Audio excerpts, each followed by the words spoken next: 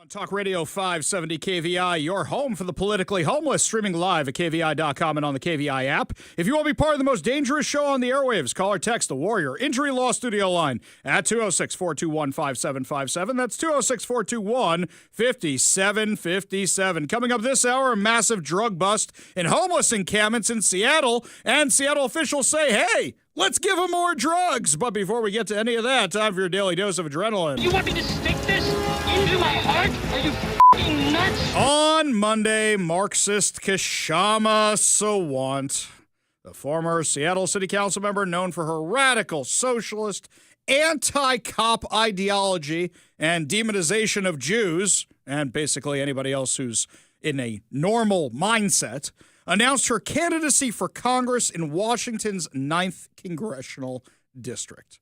Now, let's go back in time to what led up to this train wreck disaster.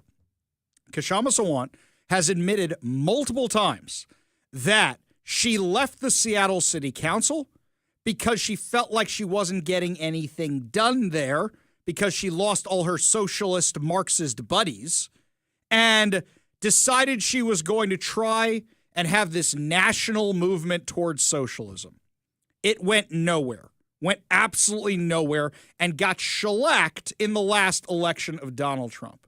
So what does she do?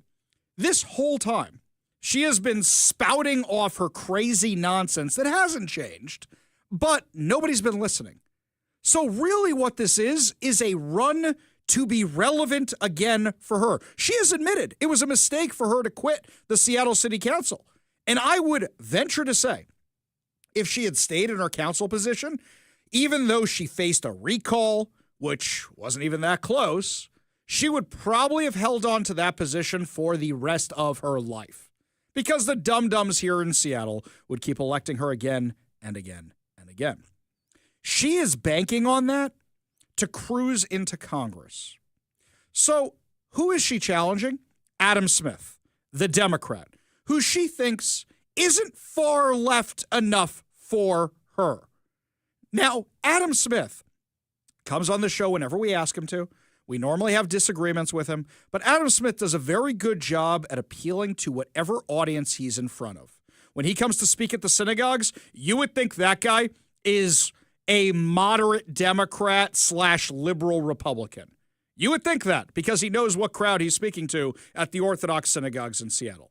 When he's posting on social media against Trump, you would think he is the biggest anti-MAGA person who existed.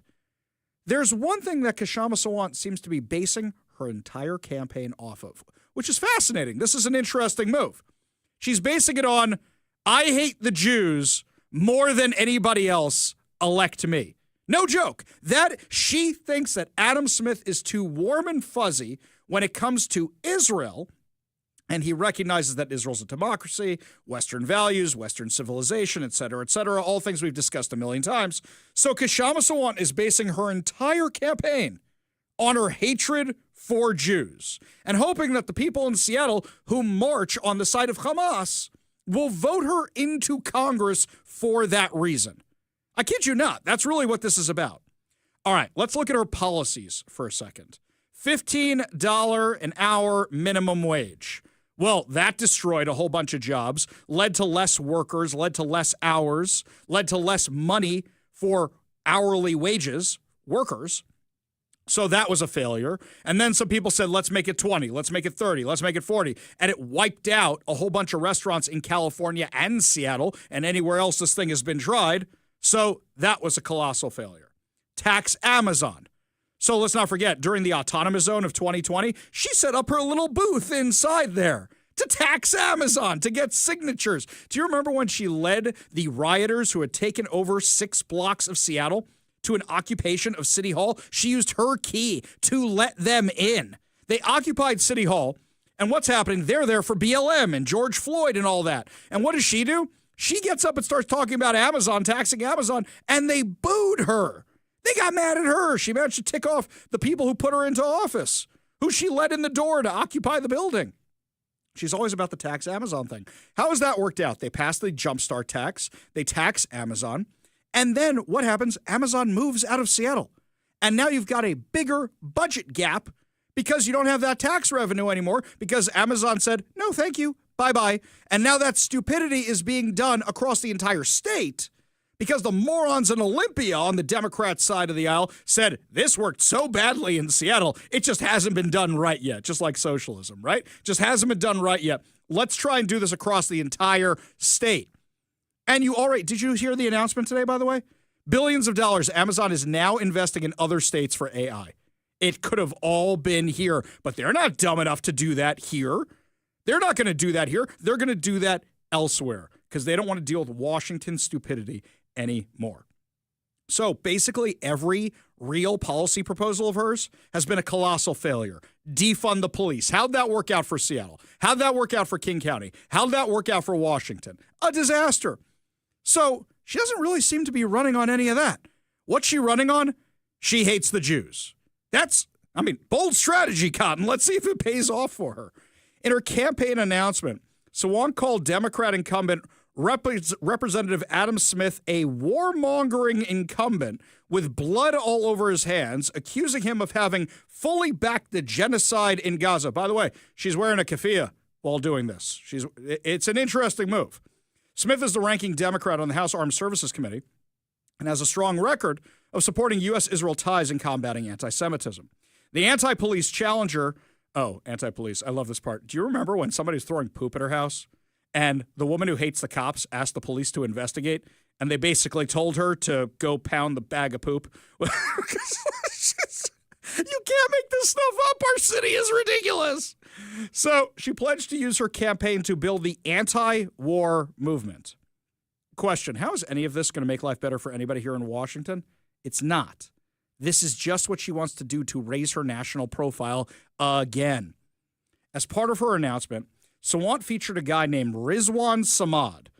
Now, this guy, Rizwan Samad, that name might sound vaguely familiar to you, and you think, I listen to Ari Hoffman all the time. I listen to the show. I've heard this name before.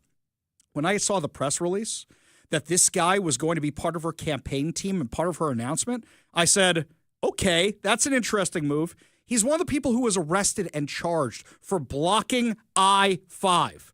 Literally arrested and charged for blocking I-5 on January 6, 2024 for over 6 hours blocking emergency vehicles. You want to put this guy front and center? Luckily for us, our friend Jonathan Cho was out at the press conference where Sawant announced all this, and he asked the questions that nobody else in the media did. They weren't even interested in it. Ms. Sawant, do you believe Hamas is a terror group, or do you believe they're made up of freedom fighters? Can you just answer whether or not you believe Hamas is a terror group or no made up of freedom fighters? Anybody else? We're gonna wrap up. Okay. One last one. In the second day of Pride Month. Okay, so this is funny, and it's a visual daily double, as Mike would call it. So they try to wrap up the press conference. We're going to wrap it up because we don't want to answer Cho's question because she's literally wearing a keffiyeh while all this is going on. So any answer you say is going to be a bad one. But they pivot over to this dude who looks like Tim Curry from the Rocky Horror Picture Show. Literally looks just like him for the question about Pride Month. I'm serious. I thought it was a young Tim Curry right there or some Tim Curry impersonator who's right over there. We'll take his question, but we won't answer the Hamas question. What other questions did our friend Jonathan Cho ask her that nobody else in the lamestream media bothered to ask? What are you going to do to keep Jewish students safe on college campuses in America who feel like your message targeting Israel is anti-Semitic and also puts a target on their backs? I think this question has, is this question that was just asked at this moment, it is only being kept on life support in very far-right media. So the truth is that the anger against the genocide. Wait a second. So Jewish kids and faculty are not being discriminated against on college campuses? This is just a far-right conspiracy theory. Far-right media. Is that what she's saying? Man, I know what some of you are thinking right now. I do not miss her voice. It is the most grating thing in the world, and I can't believe we're going to be stuck playing clips of it through the midterms. Yeah, my friends, you don't get to deal with the end of this until the primary in August of 2026. You realize how much more of this we have to hear the whole time?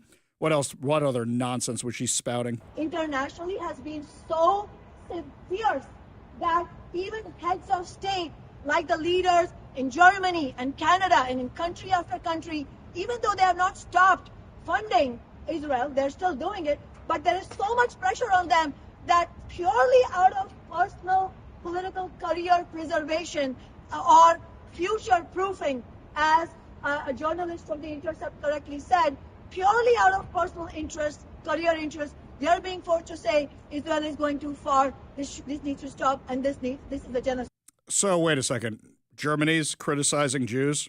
Didn't see that one coming. Okay. And then Canada, these are the countries you're comparing us to?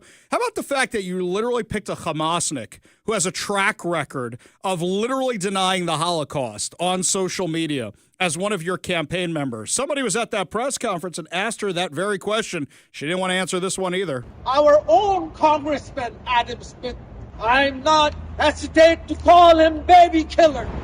You had quite a few people speak, at this conference. Why would you choose someone named Rizwan Samad, who recently tweeted 95% of the Israelis are not Semites, and there was no 6 million Jews killed in the Holocaust? As well as things like, that's why they were expelled from Europe 1,030 times. This is again right-wing agenda. Can I have Right-wing agenda? Can I have questions? It's the right-wing agenda. The right-wing agenda. Your dude said it. In fact, we pulled up a whole bunch of his other tweets. Zionists want to control your life in America and around the world. All Israelis are pigs and animals. Hitler was an angel compared to Netanyahu. Those are the ones I felt I could say on air, by the way. There's a whole lot more. In fact, that's all this guy does. He accused Joe Biden and other Democrat leaders of being controlled by the Zionists. And this is who she put on her campaign staff. By the way, the person who asked that question, Sawant's stooges, followed him around the rest of the time, blocking him from asking any other questions. And also, the media was there. And this guy was pointing out these tweets, and nobody from any of the major stations were interested. Is anyone in the media is interested in seeing those tweets? Nope. Show me the tweets. Only Jonathan Show. 95% of Israelis are not Semites, and there were no 6 million Jews killed in the Holocaust. That's why they, referring to Jews, were expelled from Europe 1,030 times. All Israelis are pigs and animals. And that's what Rizwan, one of the speakers, Rizwan Samad, who's working with Sawant, You're right, tweeted. Okay. Yeah, he's got the tweets printed out right there. We went back and double-checked them, and they're all still there. He didn't even clean them up for the campaign. This is who they are. I will remind you, by the way, she announces this the day after a lunatic terrorist firebombs a peaceful rally to save the hostages in Gaza. She doesn't even have the common sense enough to say, hey, let's dial it back a little bit for that. No. The day after, a guy throws Molotov cocktails and uses a flamethrower on elderly Jews who are peacefully protesting to release the hostages in Gaza in Boulder, Colorado, Kshama Sawant launches her campaign for federal office by saying, I hate the Jews, by saying, I hate Israel. You got to give her at least points for being consistent, if nothing else. This is who she is. Reading her nonsense about why she's running is the most twisted look inside her psyche. She's clearly lost her mind. By the way, kudos to Adam Smith. He gave an absolutely great statement in response to her announcing, quote, I welcome Councilmember Sawant to the race. I've always believed that competitive elections are the cornerstone of a healthy democracy. Her candidacy will offer a clear contrast for the people of the 9th Congressional District. Few people did more to help Donald Trump return to the White House than Kshama Sawant. Sawant actively campaigned against Vice President Kamala Harris, undermining the effort to defeat Trump in 2024. He says, I have consistently fought against Donald Trump and the devastating policies he is forcing on the American people. Her record on the Seattle City Council is defined by extreme divisive tactics and policies that left lasting harm. He says voters in Washington's 9th Congressional District deserve thoughtful, effective leadership focused on real results, not ideological stunts. This election will offer a clear contrast, and I look forward to the challenge. By the way, perfect statement for a Democrat. I know you're mad that he bashed Donald Trump.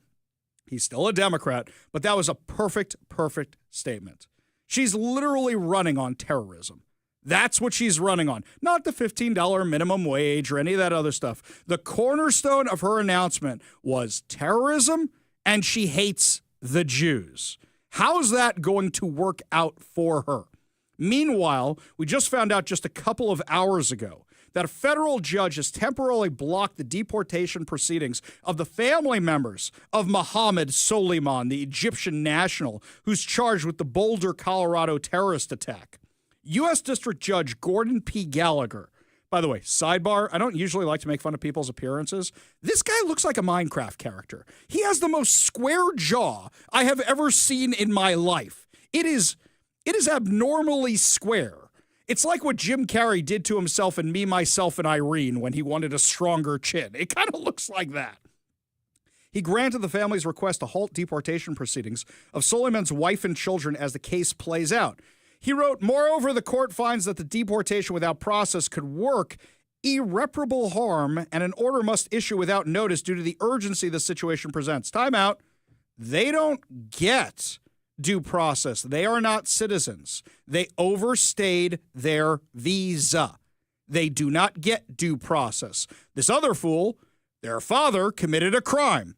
He gets due process because he committed a crime and was here on a work visa.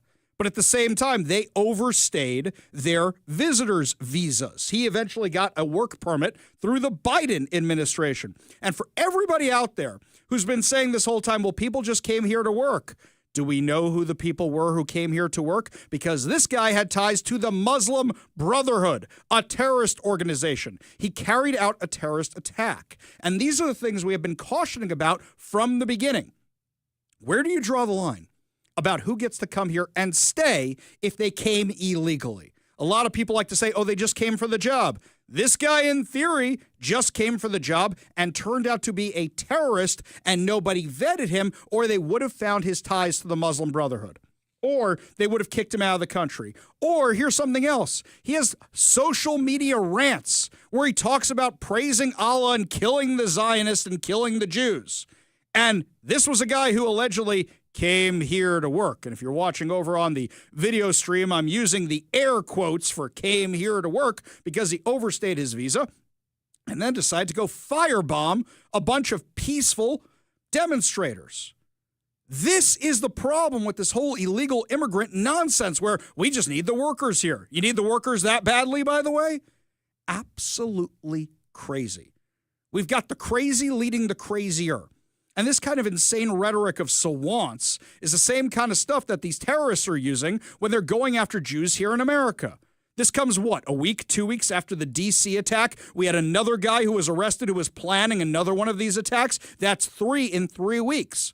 When they said globalize the Intifada, this is what they meant, and this is exactly what's happening. The same thing that happened during the Intifada in Israel in the year 2000, when you had terrorists walking into pizza parlors and onto buses and killing themselves, and in the process taking as many Jews, Christians, and Muslims as they could possibly find with them. Do you know how they stopped that, by the way? You notice you don't have as many of those attacks anymore? They built a wall. They built a border wall in Israel to keep out the terrorists. And the world condemned them, but they did what they had to do to keep their country safe. I say all the time, Israel's the canary in the coal mine for the West. What do we see playing out right here in the United States of America? As we say, the writings of King Solomon, nothing is new under the sun. Ein chadash tachat hashemesh in the original Hebrew. Boom. History is repeating itself. Same thing again. We have the solutions. They're presented to us. The only question is if we're smart enough to listen to them. We know what Sawant is going to do if she gets into office. You really want her as part of the squad? She would probably say Ilhan Omar, Rashida Tlaib, and AOC are too warm and fuzzy for her. And she would inspire more of these lunatics to run for office to join her crazy caucus. That would be my guess. Yeah. If you think you don't really have a choice with no Republicans in the race and you just got Adam Smith or Kshama Sawant, sorry, guys. At this point, you got to find me a warm-blooded Republican to actually support in this race, or my support's going behind Adam Smith, because at least you could have a conversation with him, and at least from time to time he votes normally, as opposed to Kshama Sawant. But I want to know what you think. Are you going to sit this one out? You going to vote for Smith? You going to vote for Sawant just because you don't like Smith? Let me know what you're going to do. Give us a call or a text at 206-421-5757. That's 206-421-5757. When we come back, my friends, a massive drug bust and a homeless encampment in Seattle shows just how bad Homeless Inc. has made the conditions there that allow drug trafficking. You're listening to the Ari Hoffman Show on Talk Radio 570 KVI.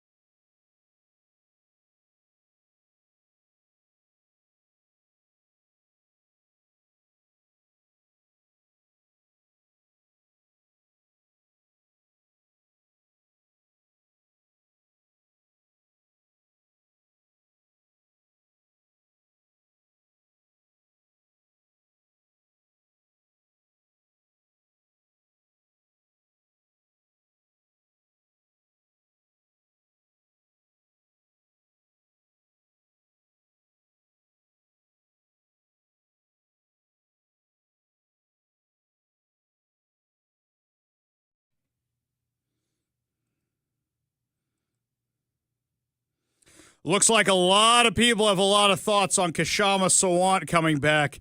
And I do like this one text here. This one is from the 206. Oh, I'm sorry. This is from Jim and Julie out in Queen Anne Hill. They say, Ari, can you imagine being married to that voice? I will point out, what is this, her second or third husband?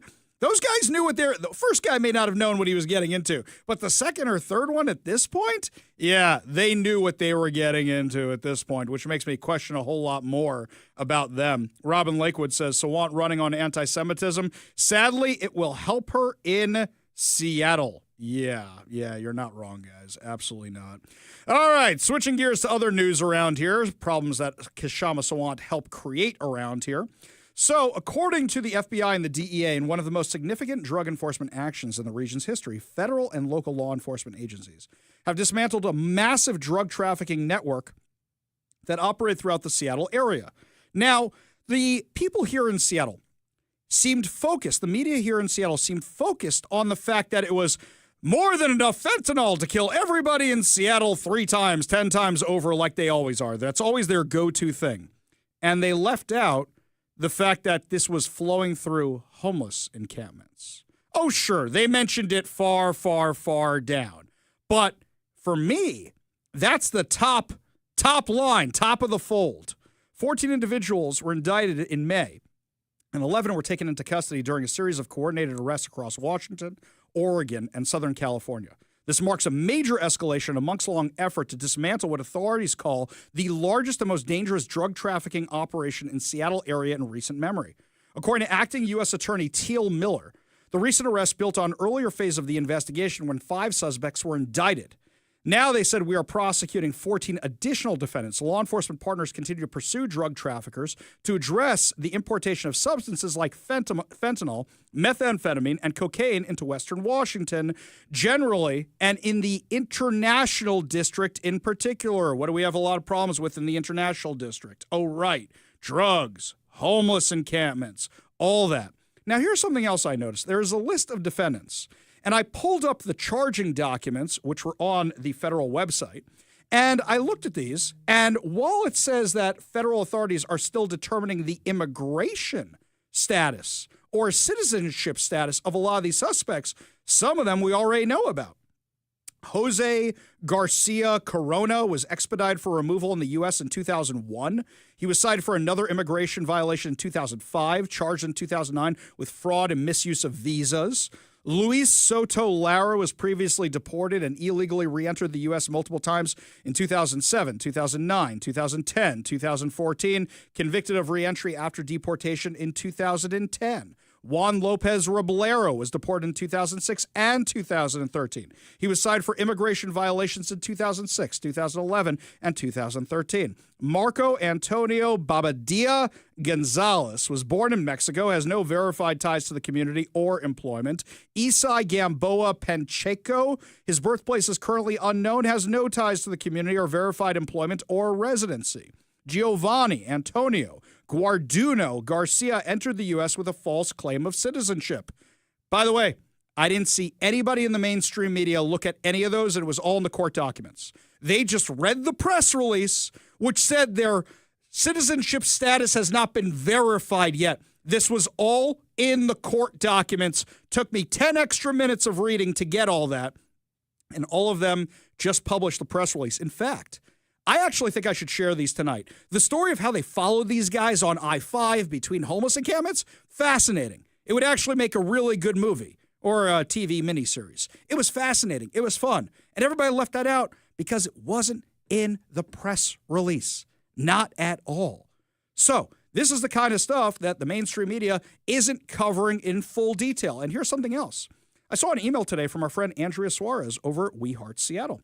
She was talking about this. She said, We Heart Seattle did not win any grant money we applied for to support people who use drugs. We applied for $200,000. Instead, it went to agencies that hand out glass pipes and fentanyl foil, like the People's Harm Reduction Alliance Hepatitis Education Project, that hand out glass pipes on Valentine's and cookers and Halloween pumpkin baskets. She's 100% right. So wait a second. They're handing out all this stuff to help these people do drugs. You're literally creating the customers for the cartels. I'm amazed, absolutely amazed that this finally got taken care of, and credit to the Seattle Police Department, credit to the federal agencies that did this. Problem is some other Hydra or some other head of the Hydra are going to rise up and just take over the business. We go to the Warrior Injury Law Studio line, take a call from our friend Bennett the protester. Is it okay if I call you that, Bennett? I mean, I'm not really in a position to complain, am I? No, it's fine. We have other people that have given me alternate versions of their nicknames. You call the show often enough. I think you deserve a good one. Or we could just call you Bennett. I don't want to misidentify you, sir. You don't detonate. Ben is my dead name. Ben is the protester. That's what I go by. All right, here's what's up, man. All right, just a quick follow-up for the record. DSA took a screenshot of part of this statement and retweeted it. Did that come through clearly? Nah, I can barely hear it. So why don't you just tell me what you're getting at there, okay? All right, yeah, it was a clip of when you were from your last week's radio show, and you were saying the DSA tweeted out a statement in support of Elias Rodriguez, because you were talking about how, I never said it was the DSA that did it. It was a subgroup within the DSA, and I said it was the DSA. I'll tell you what, Bennett, I will yield to you because I can't hear it that well, but I will yield to you. But what do you think about this? Let me ask you this. I'm very interested in your perspective. Really, really am. I only got about a minute or so. What do you think about Kshama Sawant running? You think it's a good thing or a bad thing? I mean, I think that a lot of extremists will run but can't actually get what they want, and they'll just pull us in the direction that will, be more in the protesters' direction anyway. So it's like if somebody runs on a platform of abolishing the police, they're not actually going to abolish the police. They're just going to vote in favor of more housing. But yeah, I don't have much time. I just wanted to call in to go down for the record. At least I've gotten you to take back one thing on the air. So now we'll get to the next. I'll give it to you this time, Bennett. I'll give you benefit of the doubt, but I do appreciate that you're willing to engage on the Sawant front. I will say where I disagree with you a little bit is that Sawant, when she says something, she actually means it. She tries to accomplish it. She's not one to compromise, don't you think? Oh, I do think that she means it. It's just that even if you get elected and if you do mean it, that doesn't necessarily mean you can do it. But as far as the DSA, I can't improve on what Big Mike himself said. Let's see if this works. I've never let the facts get in the way of a good story before. This is how we do on the Ari Hoffman Show. That worked, didn't it? I heard it a little bit there, Bennett. Appreciate the call, though. Appreciate you being part of the show. You want to be part of the show, you give us a call or a text at 206-421-5757. That's 206-421-5757. When we come back, Karine Jean-Pierre is coming out with a new book. Yeah, just when you thought Jake Tapper had the craziest stories, no, hold her beer, because she's actually backing Biden and against what the Democrats did to him. We'll give you all the crazy details when we come back. You're listening to the Ari Hoffman Show on Talk Radio 570 KVI.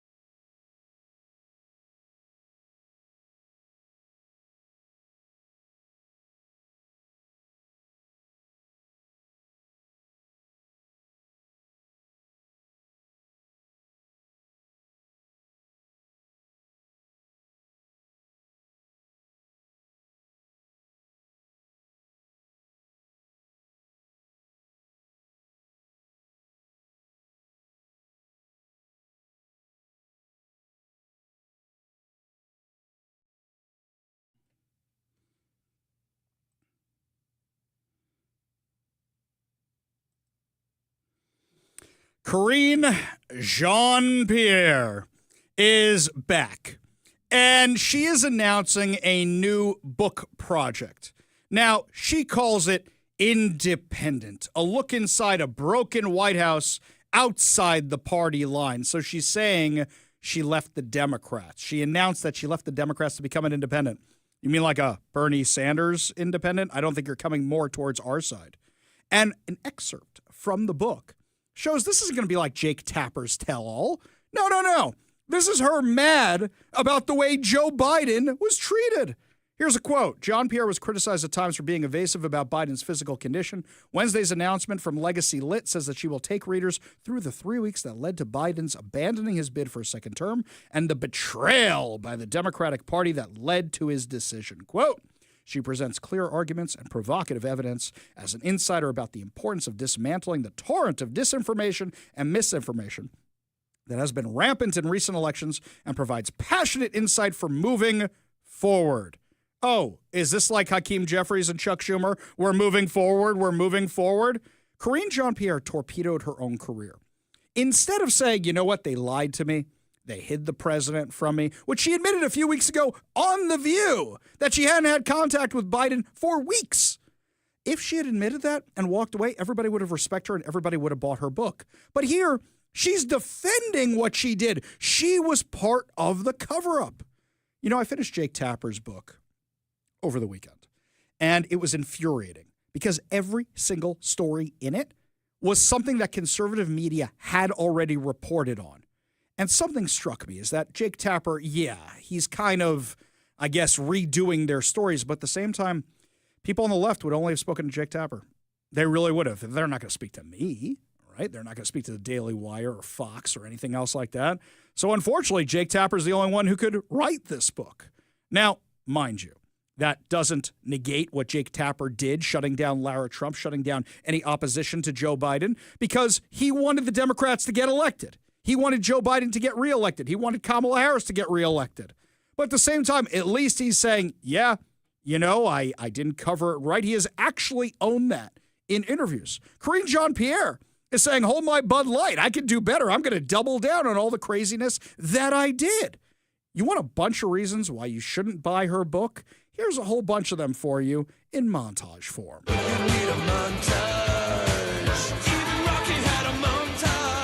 Does the president have the stamina, physically and mentally, do you think, to continue on even after 2024? Don, you're asking me this question. Oh, my gosh. He's the president of the United States.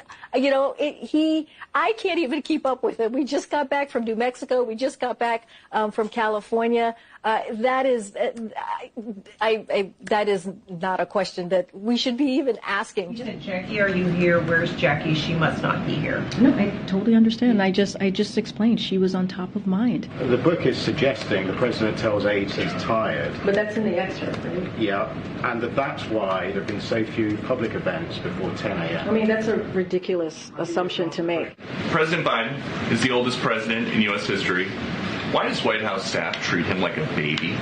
No one treats the president of the United States, the commander-in-chief, like a baby. So there's this book that says that's ridiculous. When staff that's a ridiculous back, claim. I would put the president's stamina, president's wisdom, ability to get this done on behalf of the American people against anyone. How is President Biden ever going to convince the 3/4 of voters who are worried about his physical and mental health that he is okay, even though in Las Vegas he told a story about recently talking to a French president who died in 1996? I'm not even going to go down that rabbit hole with you, sir. Comments were made in that report about that, obviously about his memory that we don't believe lives in reality. I think you all have called this the cheap fakes video, and that's exactly what they are. They are cheap fakes video.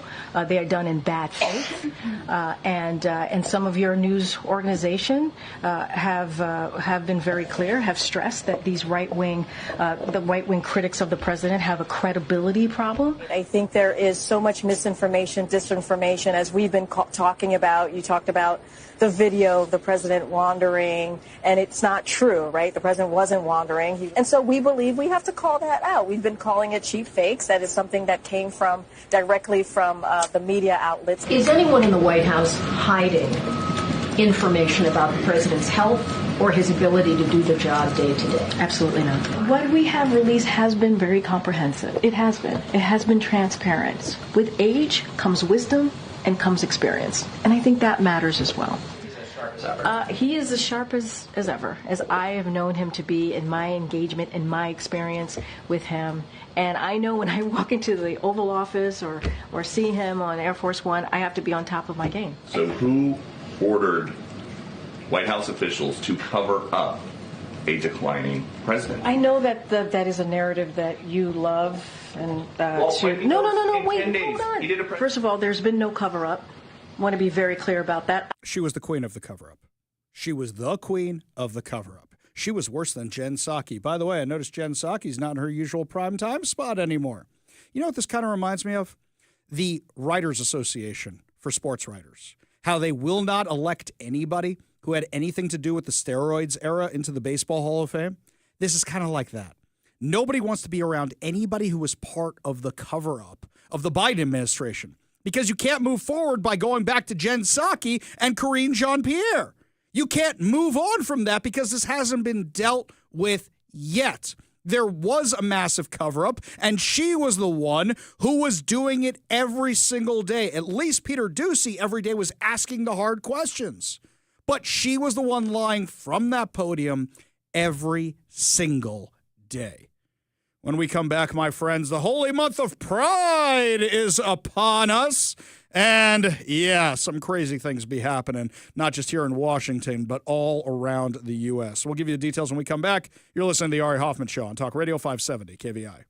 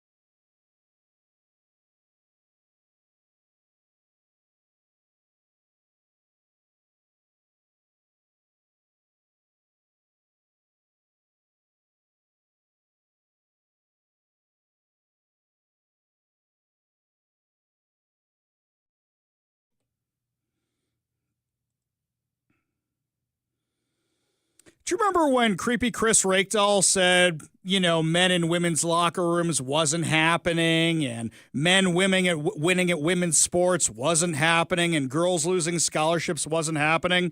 Well, for something that wasn't happening, it just happened again.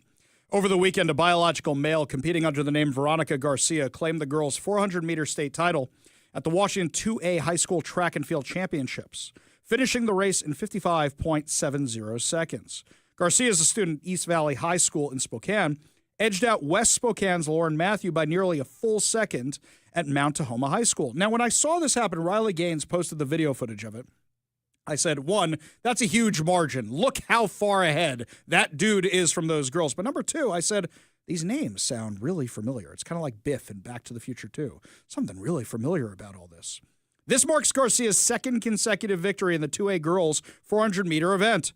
The runner also participated in East Valley's girls 400-meter relay team, which took first place earlier in the day with a time of 48.39 and anchored the team's 4x400 relay squad, which finished third. For comparison, in the boys event, which was won by Isaac Ford of East Valley of Yakima last year, in 48.47 seconds, which means this dude wouldn't even come close to the top finishers in the dudes race, so now they're running over in the girls race. Before and after the race, members of the track and field team from Tumwater wore T-shirts reading, "Keep Women's Sports Female." Also, spectators booed Garcia and cheered Matthew. Matthew's the last name, not the first name, when the teens ascended to the winner's podium. Do you feel like things are shifting this year? I still see a lot of the same insanity from previous years, but it seems like it's been subdued. Do you feel like this whole Pride Month insanity is being pushed out from the common sense with things like this? Because it kind of feels like that's what's happening. Let me know what you think. 206-421-5757. That's 206-421-5757. Because similar things happen in Oregon. Similar things happen in California, where people are saying, you want to do Pride? Do Pride. Fine. Do you. That's fine. But do you have to do the nakedness in the streets? Or do you have to do the boys competing against girls? Do we have to do that? It seems like people are saying, whatever you want to do, fine. Just don't interfere with my life. Don't interfere with my kids. Mike looks like he has something to say here. Sure. Well, I want to go back to a text that we got very early in the show from John in Auburn. He asks, Ari, can you explain why this country's fallen heroes only get 1 day of remembrance and the LGBTQ plus dash question mark XYZ movement gets 1 whole month? It's an utter disgrace! Exclamation point. And Ari, your mileage may vary, but I feel like I don't know what the alternative is. So what do we have? Memorial Day month? I think that for Big Mike, I think that kind of cheapens the significance of observing Memorial Day. I agree with you. So for me, I don't think these are congruous. No, I agree with you. I hear what they're saying. Okay, let me translate a little Sure, bit. please. So here's the thing. Because it hit me kind of funny. We say for our fallen heroes, we only give them 1 day. Now, we have Veterans Day, which is for something different. For me, the 1 day makes it special. Yes. For example. Significant. Right. If Hanukkah was all year long, what fun is that? Right. Right? I want 8 crazy nights. That's what I want. But saying there's a whole month of the Pride stuff, I think what people are saying is you have the whole month, plus you have all these other Transgender Visibility Day. I think it's 112 days on the calendar comes out for this kind of stuff. And we only have 1 day for our veterans. I think that's what rubs a lot of people the wrong way. I hear that 1,000%. But I also say, you want to have a Pride Day? Have a Pride Day. We have days for all different kinds of crazy things. But the entire month, this is the most important thing in our society where we say it's a whole month. You know the other things we have months for, by the way? There's a lot of crazy stuff we have. I think at this point, it's just an emphasis. They're putting the emphasis on the wrong syllable. Why is your sexual orientation the thing that takes priority, that we want to emphasize for 112 days? I think that's really what it is. Lots more to discuss as the show continues. We have breaking news for you when we come back, my friends. There's been a verdict in the case of Raul Benitez Santana, the illegal immigrant who killed Trooper Chris Gadd. We'll have that detail for you when we come back. You're listening to the Ari Hoffman Show on Talk Radio 570 KVI.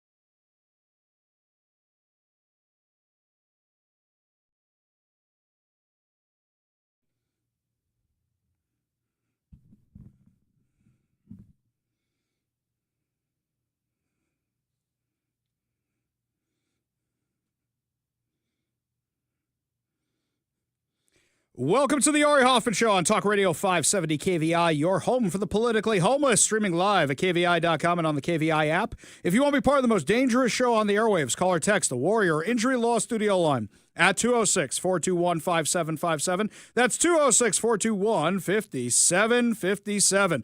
Coming up this hour, why is Greta Thunberg sailing to Gaza? She's doing a bad remake of Titanic. But before we get into any of that, got some breaking news for you right now. Talk Radio 570 KVI. Breaking news on the Ari Hoffman Show. Raul Benitez Santana, the illegal immigrant who was driving at over 112 miles an hour in the middle of the night on the shoulder, who plowed into Washington State Trooper Christopher Gadd, instantly killing him. There was a verdict in his case today, and it came back really quickly. You have heard the evidence. The decision of the council will now be heard. Guilty. Guilty. Guilty. And I'll say, nobody deserves the chair more. This guy took away the father of a 2-year-old girl. This guy took away the husband of a young wife. This illegal immigrant cut down this man in his 20s, a guy who signed up to protect all of us from people like him. He never should have been in this country. And he was only in this country thanks to people like Jay Inslee and Bob Ferguson, who made Washington State a sanctuary state. He was only here because of them. This was an avoidable tragedy. And though he was found guilty of vehicular homicide and vehicular assault, that doesn't bring back a father. That doesn't bring back a husband. That doesn't bring back somebody who put their own life on the line, gave all so the rest of us could be safe. The jury began deliberations this morning and reached a verdict in about 2 hours. 2 hours. That's basically, okay, do we understand the charges? Is there anything we need to review? Let's go over them. Okay, how are we all voting? That is considered a very quick verdict. And given the fact that we played the audio last week of his own public defenders admitting everything he did, didn't really seem like there was much of a conversation here. What the Snohomish County prosecutor, Tobin Darrow, told the jury in his summary was Mr. Benitez Santana was exactly the sort of driver that Trooper Gadd was looking for. That was specifically his purpose. That was his duty. Mr. Benitez Santana ran into and killed Trooper Gadd before he could take action to enforce the law. Yeah, 100%. I actually got to give massive kudos to our friend Jeremy Harris over at Como News, who has been in the courtroom, who has been covering this. Him and Como News together have been doing a stellar, absolutely stellar job covering this. And even though Benitez Santana's lawyers argued over whether or not he was drunk or high, even though he admitted to being drunk and high on the body camera, never should have been in the country in the first place. Also, shouldn't have been driving 112 miles an hour on the shoulder. That is not something a normal person does. In fact, prosecutor Isaac Wells said that during his closing argument. He said there is no reason for him to be driving on the shoulder. But him having alcohol and cannabis in his system and his perception being off, and for him to be driving over 100 miles per hour in the shoulder illegally, if not for that, Trooper Gadd would not have been killed. Exactly right. Exactly right. He should have called an Uber. He could have done anything else. Instead, he decided to drive drunk and high and stole a father, stole a husband, stole somebody who should still be with us today, trying to keep all of us safe. This is a case that never should have happened. This is a crime that never should have happened. This was entirely preventable. Entirely preventable. You know, this weekend, there was this event which featured the Attorney General Nick Brown and the L.A. Attorney, the California Attorney General Bonta, and a few of these other guys. And Katie Davenport from the Post Millennial was there. Here's what she asked them. I want you to listen to the question. I want you to hear the answer. Hi, this pertains to the state's sanctuary laws. Both Washington and Oregon do not comply with ICE detainers. This means that illegal immigrants charged with serious crimes, including child rape and attempted murder, are released back into the community to reoffend instead of being transferred into ICE custody. Do you defend this policy? And two, if an illegal alien goes on to reoffend because of this policy, do you take any responsibility? So first and foremost, thank you for your question. This is type of that disagreement that you were just suggesting. My job is to defend Washington state law. Washington state law has a law called the Keep Washington Working Act that puts some limitations on how local law enforcement can cooperate with federal criminal or civil immigration enforcement. Stop. That is not his job. His job is to defend Washingtonians, not Washington state law. There's a difference there. But now you know how Nick Brown actually feels about these things. He thinks it's his decision, it's his job to defend the law. No. We are all his clients. His job is to defend Washingtonians, not Washington state law. Law enforcement here is not prohibited from cooperating on criminal matters, but they are not in the business, according to our state law, of cooperating on civil immigration enforcement. That is not true. That is not true. And he has actually sued to try and illustrate that they should not be cooperating with anybody. And now he's threatening sheriffs who are cooperating with it. If the law was different, I would defend that law. In Washington state, my job is to defend that law because it is the law that was passed by your representatives. And for the reasons that we talked about earlier, this is a law that enhances public safety, in my view, that it allows for people to feel safe in cooperating with law enforcement on criminal matters. Excuse me. Do you think Trooper Gadd feels safe? Do you think his wife feels safe? Do you think his kid feels safe? Do you think anybody else who is a victim of an illegal immigrant feels safe? No, you're defending a bad law. You are just as guilty in this as Bob Ferguson and just as guilty as Jay Inslee, who put this stuff into effect. There will be, in fact, Tom Homan said this earlier when he was discussing the illegal immigrant crisis, was discussing how, yeah, we're going to be having these problems for years, literally for years, because of the amount of illegal immigrants that Joe Biden and crew let into this country. It's not going to stop anytime soon. It's going to keep getting worse because it takes a long time to round up all these criminals, because they just let them in and let them in and let them in. And when do we always find out who they are? When do we sometimes find out who they are? When they commit the crimes. And unfortunately, there's going to be a lot more of this. A lot more of this. And that's absolutely horrifying. Absolutely horrifying. Especially when the mainstream media is covering for it. Caroline Leavitt called out the Washington Post this week. And she did it in a stellar way. The Washington Post was like, hey, fentanyl ODs are down. Gee, I wonder why that is. You think it has something to do with the border? Listen to the press secretary. And on my very first briefing several months ago, I said I would hold anyone accountable in this room. The Washington Post actually had this headline, "The Mysterious Drop in Fentanyl Seizures on the U.S.-Mexico Border." How is this mysterious? There is no mystery about why there is a decrease in fentanyl coming into the United States.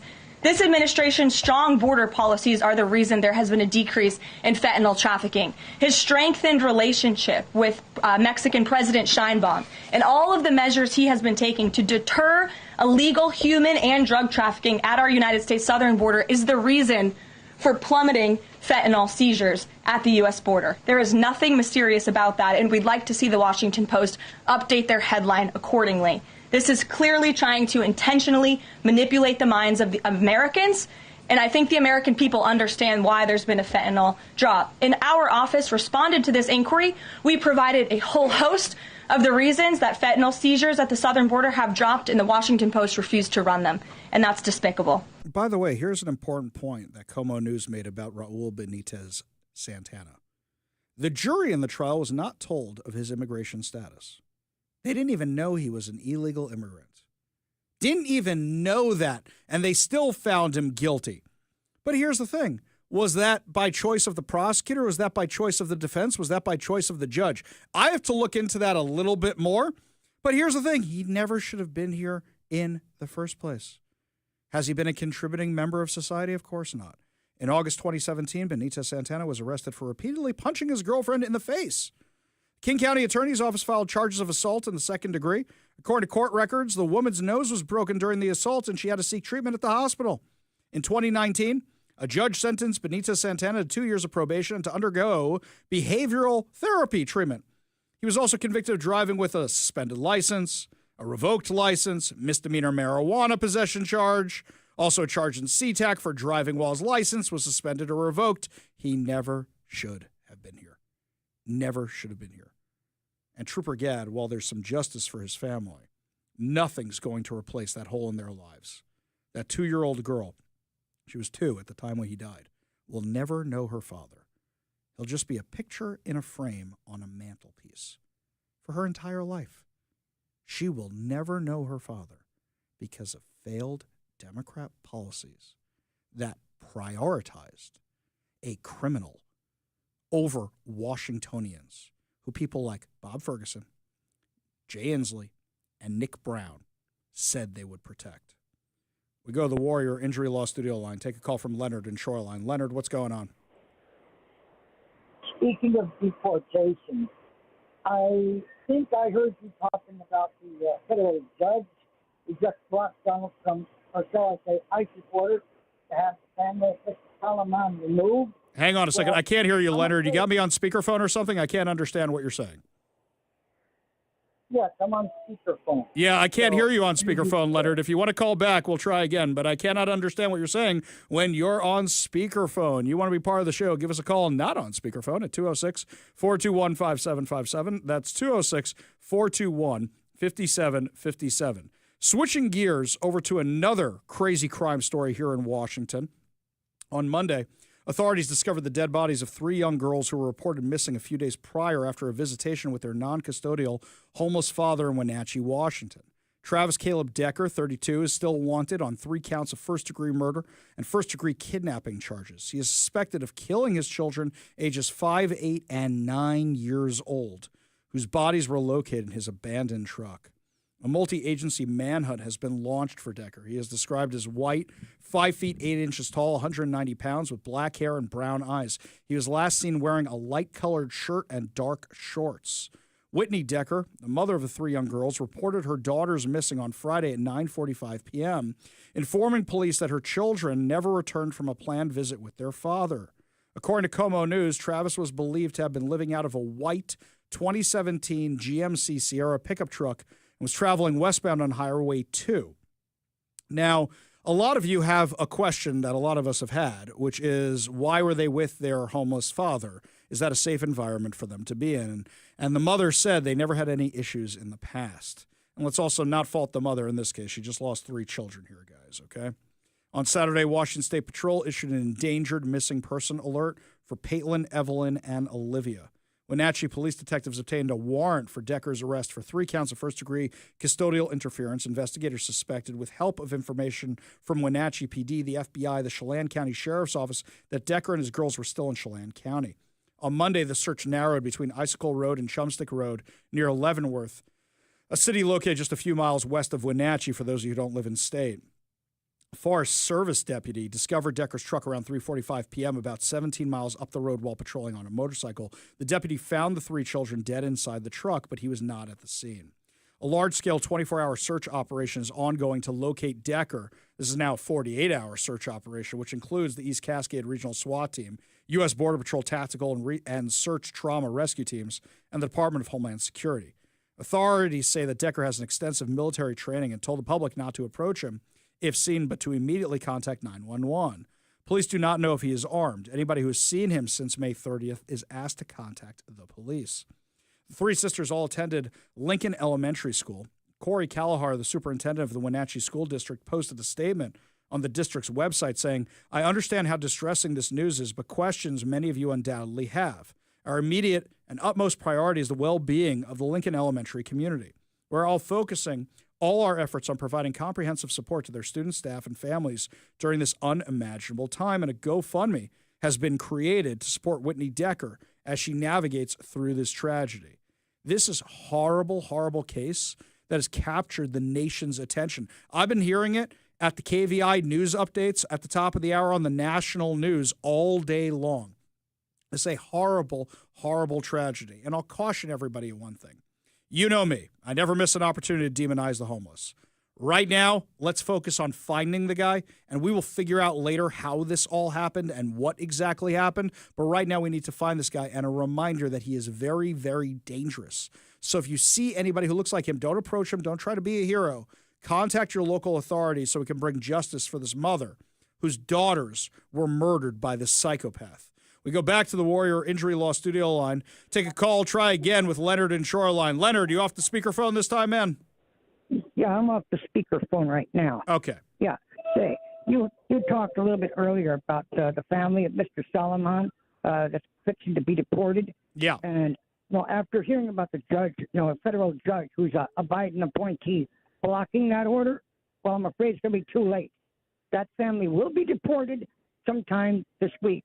And I can also tell you that this federal judge will soon be removed from the bench if he keeps doing this kind of stuff. If only that were true, Leonard, because unfortunately there's too many federal judges I'd like to see removed from the bench. Appreciate you being part of the show. Appreciate the call. You want to be part of the show, you give us a call or a text over at 206-421-5757. That's 206-421-5757. Mike in Everett says, Ari, slight correction to where the bodies of the three girls were found. Apparently they have stated they were found near the truck, not in the truck. Thank you, Mike. Appreciate the correction. Yes, including me, I'm occasionally fallible, so I appreciate those corrections from KVI Nation out there. Lots more to discuss as the show continues, my friends. When we come back, Greta Thunberg is sailing to Gaza. What exactly is she hoping to accomplish? We'll have the details on her entire trip and what Israel's doing in response. You're listening to the Ari Hoffman Show on Talk Radio 570 KVI.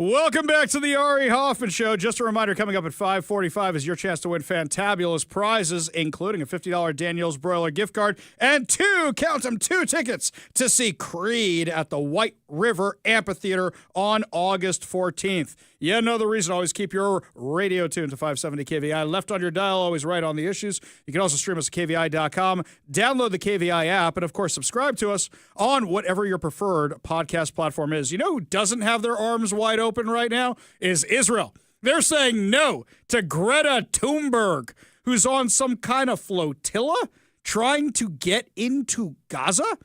You know, personally, I think Israel's in the wrong here.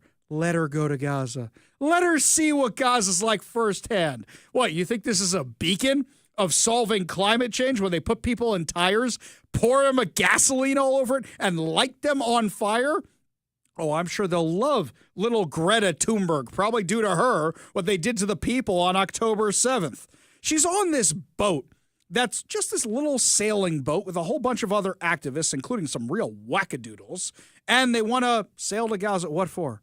No, really, what for? What are you going to bring the people? There's not much supplies on that little sailboat. You're talking about, what, a 19, 20-footer tops? Something like that? How many supplies do you have in the belly of the sailboat? No, actually, I think what's going on here is she's trying to create her own little movie. I think she's trying to become famous. I think what we're talking about here is a movie starring Greta Thunberg and Leonardo Decapitated. We're going to call it Satanic, and we're going right into Gaza. That's what we're doing. Yes, she meets a Hamas terrorist, and they fall in love. Just, I mean, what is this nonsense, really? Israel said they're not going to let them in the country. According to the Jerusalem Post, the IDF decided that the Maldine, which is sailing to Gaza carrying 12 pro-Hamas activists, including climate change activist Greta Thunberg, will not be allowed to approach or dock in the Gaza Strip. Hang on. Question. The dock that Joe Biden built for hundreds of millions of dollars that just delivered supplies to Gaza, I don't think it's there no more. Where exactly do you plan to dock? Are you just coming ashore like illegal immigrants? Is that what's happening here? We're just going to cruise right onto the shore and then quick, run. You're going to go right into a war zone? This is for your own safety. They're keeping you out of there. A senior Israeli defense minister confirmed to the Jerusalem Post that Defense Minister Israel Katz is expected to make more decisions on Thursday, which means might actually charge them for trying to go there. Oh, that would be fun. But you'd be giving her exactly what she wants. Tell me what you think. Do you think if Israel should let in Greta Thunberg or not? Give us a call or a text, 206-421-5757. That's 206-421-5757. According to the report, Israel initially considered allowing the ship to dock in Gaza after security officials determined it did not pose a threat. However, authorities later reversed that decision. You know why? Because then every fool is going to do the exact same thing. That's what's going to happen. Ugh, crazy stuff. They depart from Sicily. They claim they're carrying humanitarian aid. They're not carrying a lot of stuff in a boat that size. Also, here's my favorite thing. So they're climate change activists, right? The boat is powering in there on diesel. It's a sailboat, and they're not even using the sails. How much you want to bet they don't know how to sail? That would be my guess. They're not even using the wind power to cruise in there. Ugh, what a bunch of hypocrites. We go to the Warrior Injury Law Studio line, take a call from our friend Transit Joe. Transit Joe, what's up, man? Quite a few things. I'm going to try to talk quickly. First, I think part of me wants Greta Airhead to go to Gaza and, just make an absolute mockery fool of herself. But the real reason why I called was, did you hear that the Trump administration doesn't just talk a good game on fighting anti-Semitism like Joe Biden did? They actually have, just today, had a summit with Jewish leaders about what's next, followed up by putting the Columbia on notice they could lose their accreditation. If they lose their accreditation, they can't have students that attend on student debit, among other consequences, right? Yeah, so what you're talking about is Shabbos Kestamem, who we've had on the show a couple times. He was actually out in Seattle speaking at my synagogue a couple of weeks ago. He's the kid who sued Harvard. And the day he was speaking at my synagogue, he had actually, the day before, settled with Harvard for an undisclosed settlement. We don't know if it was money. We don't know if it was something else. And when people said, why didn't you go through with it? Why didn't you ask for disclosure? Any of the other stuff you could have gotten out of Harvard?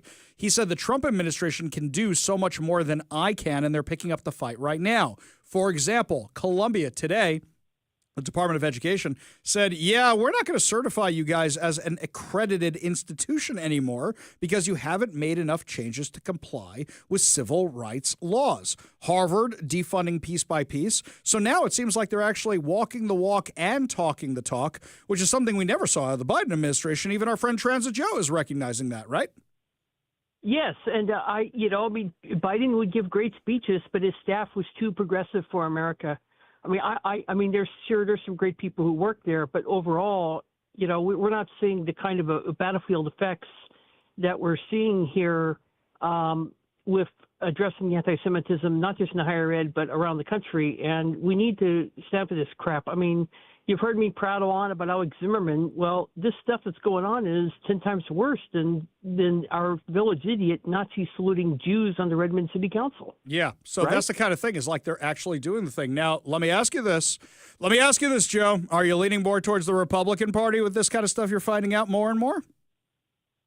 I have to be honest, it is very hard for me to continue to support any Democrat that doesn't condemn anti-Semitism and say, we will hold anti-Semites accountable. And see, that's the kind of thing you're hearing from across the country, which is why so many people are saying they can't support the Democrats anymore, which is why the Democrat approval ratings are in the toilet. Joe, appreciate the call. Appreciate you being part of the show. You want to be part of the show, you give us a call or a text at 206-421-5757. That's 206-421-5757.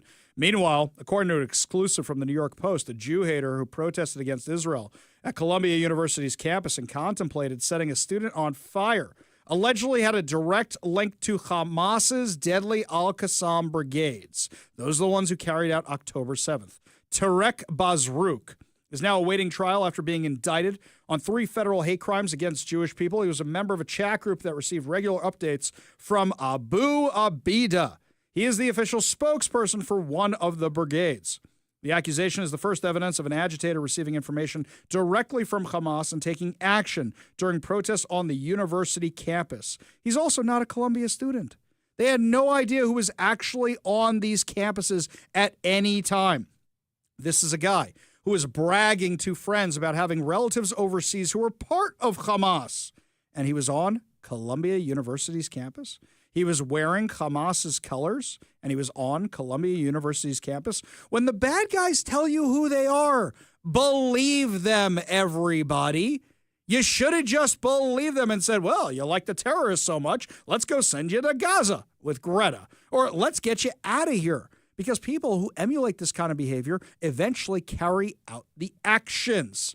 And that's exactly what this guy was planning to do.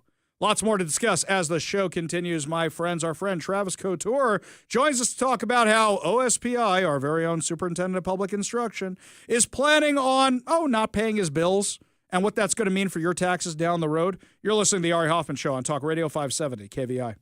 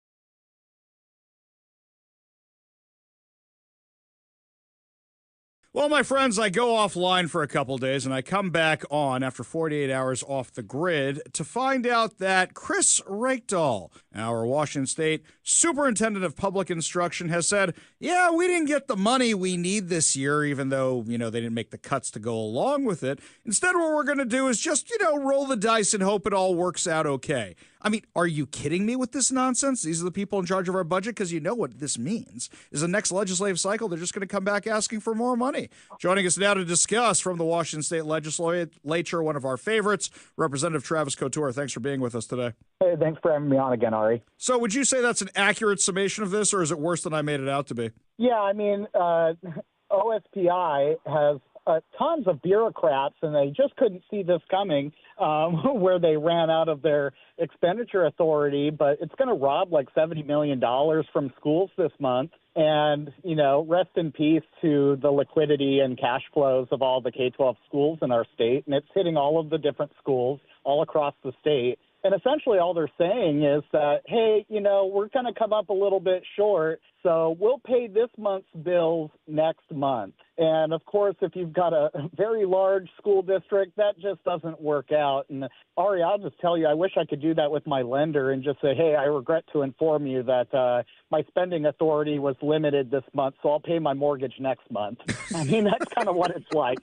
That's exactly what it is. And we know what's going to happen because more kids are going to leave the system because of all the stuff that got passed in this legislative cycle, the gutting of parental rights. I mean, that's just the tip of the iceberg of the awful stuff for parents this cycle. So what that means is they're going to lose more kids. Kids are tied to federal funding. They're going to get less federal funding. They may even jeopardize federal funding because of their fights with the Trump administration, the La Center School District, and the Tumwater School District, and others. So then what are they going to do? They're going to tax us in the next legislative cycle, saying we need to pay for this, right? Yeah, exactly. They always want more money and to give us less results. I mean, we have some of the lowest academic outcomes in the last 3 decades. It's terrible. And for as much as Chris Reykdal and OSPI and the Democrats want to defend public education, they're doing a pretty damn good job of killing it themselves without any assistance. And it just boggles the mind. I mean, part of the thing that they slipped into that anti-parents' rights bill, 1296, at the 11th hour was the ability for Chris Reykdal to take away unconstitutionally the money from a school district, the basic ed dollars, if you don't comply with his radical ideology, whether that be, having trans athletes compete with girls, or whether that be some of the DEI stuff in schools, or having, different genders use the girls' bathroom or whatever. And I think even you posted a video interview of Chris Reykdal saying, hey, this doesn't happen at all. And there was kind of a legendary reel by Brandy Cruz that showed all the instances where you have a trans athlete saying, yes, I use the locker room. Yes, I use the girls' bathroom. Yes, I compete in girls' sports. And it was kind of nuts. I mean, it's just like the most epic amount of gaslighting you could think of is what comes out of Chris Reykdal's mouth. And, I mean, there's literally not like really a positive silver lining of anything OSPI does. They're an abject failure, and it'd be better off if we just didn't have OSPI at all as a separate branch of government, because all they do is make everything worse, and they don't actually educate one single kid. It's kind of like the Department of Education, but worse. They're just a bunch of bureaucrats who we're supposed to be making things easier for the schools, but instead we get unfunded mandates and all these onerous policies from Olympia. And, of course, like you mentioned, the families are just, splitting, and they're just leaving the public school system. They don't want their kids to have secret pronouns and secret lives in schools and secret medical care and all sorts of things, and they don't want them to learn highly charged political stuff in schools. And also, I'll just point out, and I know we pointed this out before, Ari, but there's a rampant rash of just sexual predation in schools as well. And sometimes it gets covered up, but then, millions upon millions of dollars just in the last 10 years, over $50 million in Pierce County schools alone for liability to cover up and pay out for sexual assaults in schools. I mean, that's nuts, right? So we got a lot of work to do. But, in the Education Committee this last session, there was not one bill that passed to Education Committee that actually had anything to do with academic outcomes or anything about learning math, reading, science, any of it. So, I mean, we're just absolutely going the wrong direction, and OSPI is the captain of the ship. Yeah, and it looks like they're about to sink this thing faster than any of that flotilla that Greta Thunberg is on that's heading over to Gaza right now. So, switching gears just a little bit, but you saw the videos clearly from this weekend where another biological boy defeated a girl in yet another track meet. And when I put in the names, I Googled it. I couldn't believe what I was seeing. This is the same one that beat somebody last year. So for Chris Rakedal to say it just isn't happening, I mean, we got a whole new highlight reel we could make out of the insanity we saw this weekend. But do you think that the tide might be turning? Because you saw that the girl who came in second, who really placed first, the girl got a standing ovation. Everybody was very excited. The boy got booed. We saw similar things happen in Oregon. We saw similar things happen in California. These blue holdouts, these blue strongholds. Do you think the tide is turning where people go, we've had enough of this nonsense? Yeah, we might be a blue state right now, but we have a lot of people in the middle with some common sense still that live here. And what they see is it's not an evolving of what we have in society. We're actually devolving. We're devolving to a time before Title IX and before women's rights. I mean, women had to fight so hard to just get the right to vote and to have their own athletics and so that their scholastic and other opportunities aren't robbed from them by physically dominant men. And that's exactly what we're seeing right now. And we're starting to see some of these female athletes who are in competitive sports that are starting to speak out and protest and talk about this more openly. And so I think that the tide is turning on this issue, and I think it's an issue we should dig our heels in on because, you know, frankly, women's rights matter. And right now, it just doesn't make any sense why we are kind of almost victimizing or doing terrible things by allowing biological males to not only compete in their sports but use their locker rooms and use their bathrooms as well. It's not safe and it's uncomfortable and it's wrong. And we have to stop the entire ideology that you could just make up whatever you want to be today and then go be that. I mean, we have to live in reality. And, you know, if an adult wants to go transition, I say more power to them. You do whatever you want. You're an adult. You make your own decisions, whether I agree with them or not. But we got to leave the kids alone. And we got to protect the girls, especially the young girls who are doing their sports. I mean, a biological male has a lot of testosterone early on into adolescence and a lot more physical strength. And not only could it be dangerous, but of course they could just outright win. And of course you saw, Ari, Bob Ferguson brought his daughter to, some baseball games, and she was able to win. I guess there probably wasn't any trans athletes at those baseball games. Well, my guess is that his daughter, if I'm not mistaken, goes to private school. So Bob Ferguson can talk all he wants about how great the public schools are, but if they're that great, Bob, why doesn't your daughter go to them? Representative Travis Couture, thank you so much for joining the show today, and as always, for your input and insight. Really do appreciate it. Thanks, Ari. Always a pleasure. We got a whole lot more to discuss as the show continues. You're listening to the Ari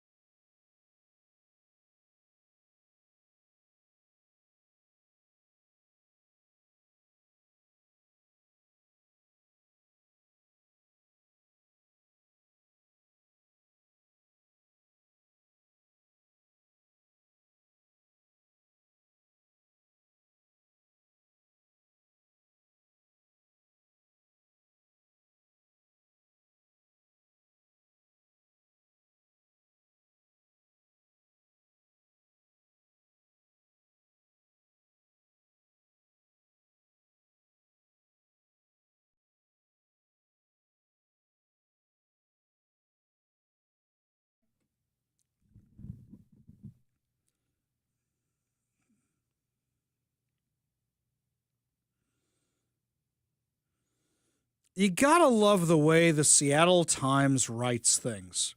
And I mean to kind of cover up what's actually causing things. They know that most people don't read the article.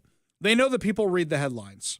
Here's what the headline says. Seattle Public Schools presents balanced budget for now. It's not a balanced budget. They had to tax the hell out of everybody to get the money from the Washington State Legislature to cover up their massive shortfalls. How about Seattle Public Schools gets bailed out with your taxpayer dollars for sucking? How about that? Okay, maybe not sucking in the headline. Here's what the article actually says. An influx of state aid. State aid! Oh, are we sending them humanitarian aid? Is Greta showing up with humanitarian aid for Seattle Public Schools? And some one-time measures will allow Seattle Public Schools to balance next year's school budget. Well, SPS will erase the projected $100 million to $104 million deficit in its proposed $1.35 billion budget for next school year. The underlying factors behind the district's year-long structural deficit remain. Translation, not making any cuts, getting bailed out by taxpayer dollars. Mike, didn't I say this is what was going to happen? As soon as they announced there was this big, massive budget shortfall, I said, so they lost all these kids to private school, charter school, and homeschooling because they suck. By that, I mean the public schools, not the kids. And therefore, they lost all the federal funding. And now they're going to go to the legislature, cry poverty, and have them bail you out, and it's going to be done with your taxpayer dollars. That's what it is. This is the theme of this year in Washington. We're not going to cut anything. We're just going to ask the taxpayers to bail us out for everything. In fact, according to the Seattle Times, that means the district could be in the red by as much as $87 million for the 2026-27 year, even before the next school year starts. Without significant changes, the district administration is kicking the can down the road, said school board director Lisa Rankin. This is the same one who enacted these stupid policies. How many times have we mentioned her stupidity on the show? You know what? I got an idea for you guys. Cut DEI. Not for political reasons, but it doesn't improve students' test scores at all. It only makes things worse.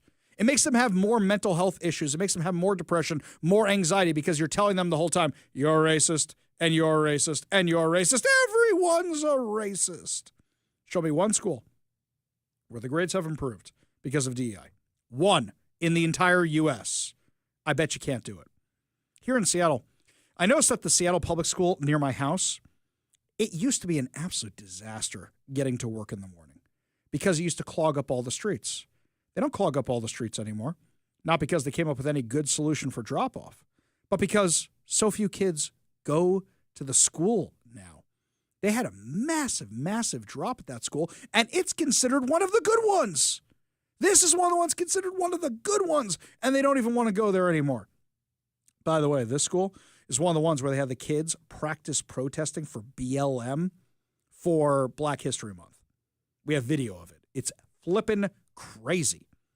Now, what they said was the district was relying heavily on the state to help close the deficit and stave off program and staff cuts. Oh, you mean they needed the bailout because they don't have enough kids, because they don't have enough funding, and because they wasted so much money, and because they started a whole bunch of programs based on temporary, one-time COVID funding. It was hoping to net as much as $60 million from legislative changes in this year's session. It got about $26 million. To shave off the rest of the deficit, the SPS budget proposed last week will use up to $42 million in reserve. Oh, great. Just kill your rainy day fund. And $4 million from interest in its capital fund to delay repaying a portion of a loan that helped with previous year's deficit and replenishing its reserves. So you're just going to delay paying it off. I wish I could do that with my mortgage. Wish I could do that with car payments. Wish I could do that with tuition payments. Wish I could do that with anything else. Just the government gets to do that. Not things any of the rest of us get to do. It's also making a $5.4 million in cuts to the central and administrative offices through a combination of furloughs, job cuts, and other changes. Is Ian Golash still employed? Are any of these other teachers who have been put on investigation administrative leave, are any of them going to be fired, or you're going to keep all of them? What kind of cuts are we talking about here? Because you're not going to do it like saying we're not printing things anymore and we're going to save money on toner. That's not going to do it. The district can count on some of those changes. such as the ability to collect more money through local levies. Oh, more taxes for all of us. Yay! As long-term revenue streams, because people around here are stupid and always vote to tax themselves for the children, for the children. What happens when those buildings are empty? And they go, it's for the children, for the children. Can't wait until the teacher starts striking in 2026. Once that new law the Democrats passed goes into effect, you can strike all you want and you get unemployment from Washington State. More of our tax dollars wasted. And this is not going to improve education at all. When we come back, my friends, the big, beautiful bill might be in jeopardy. From Elon Musk? We'll tell you what's going on when we come back. You're listening to the Ari Hoffman Show on Talk Radio 570 KVI.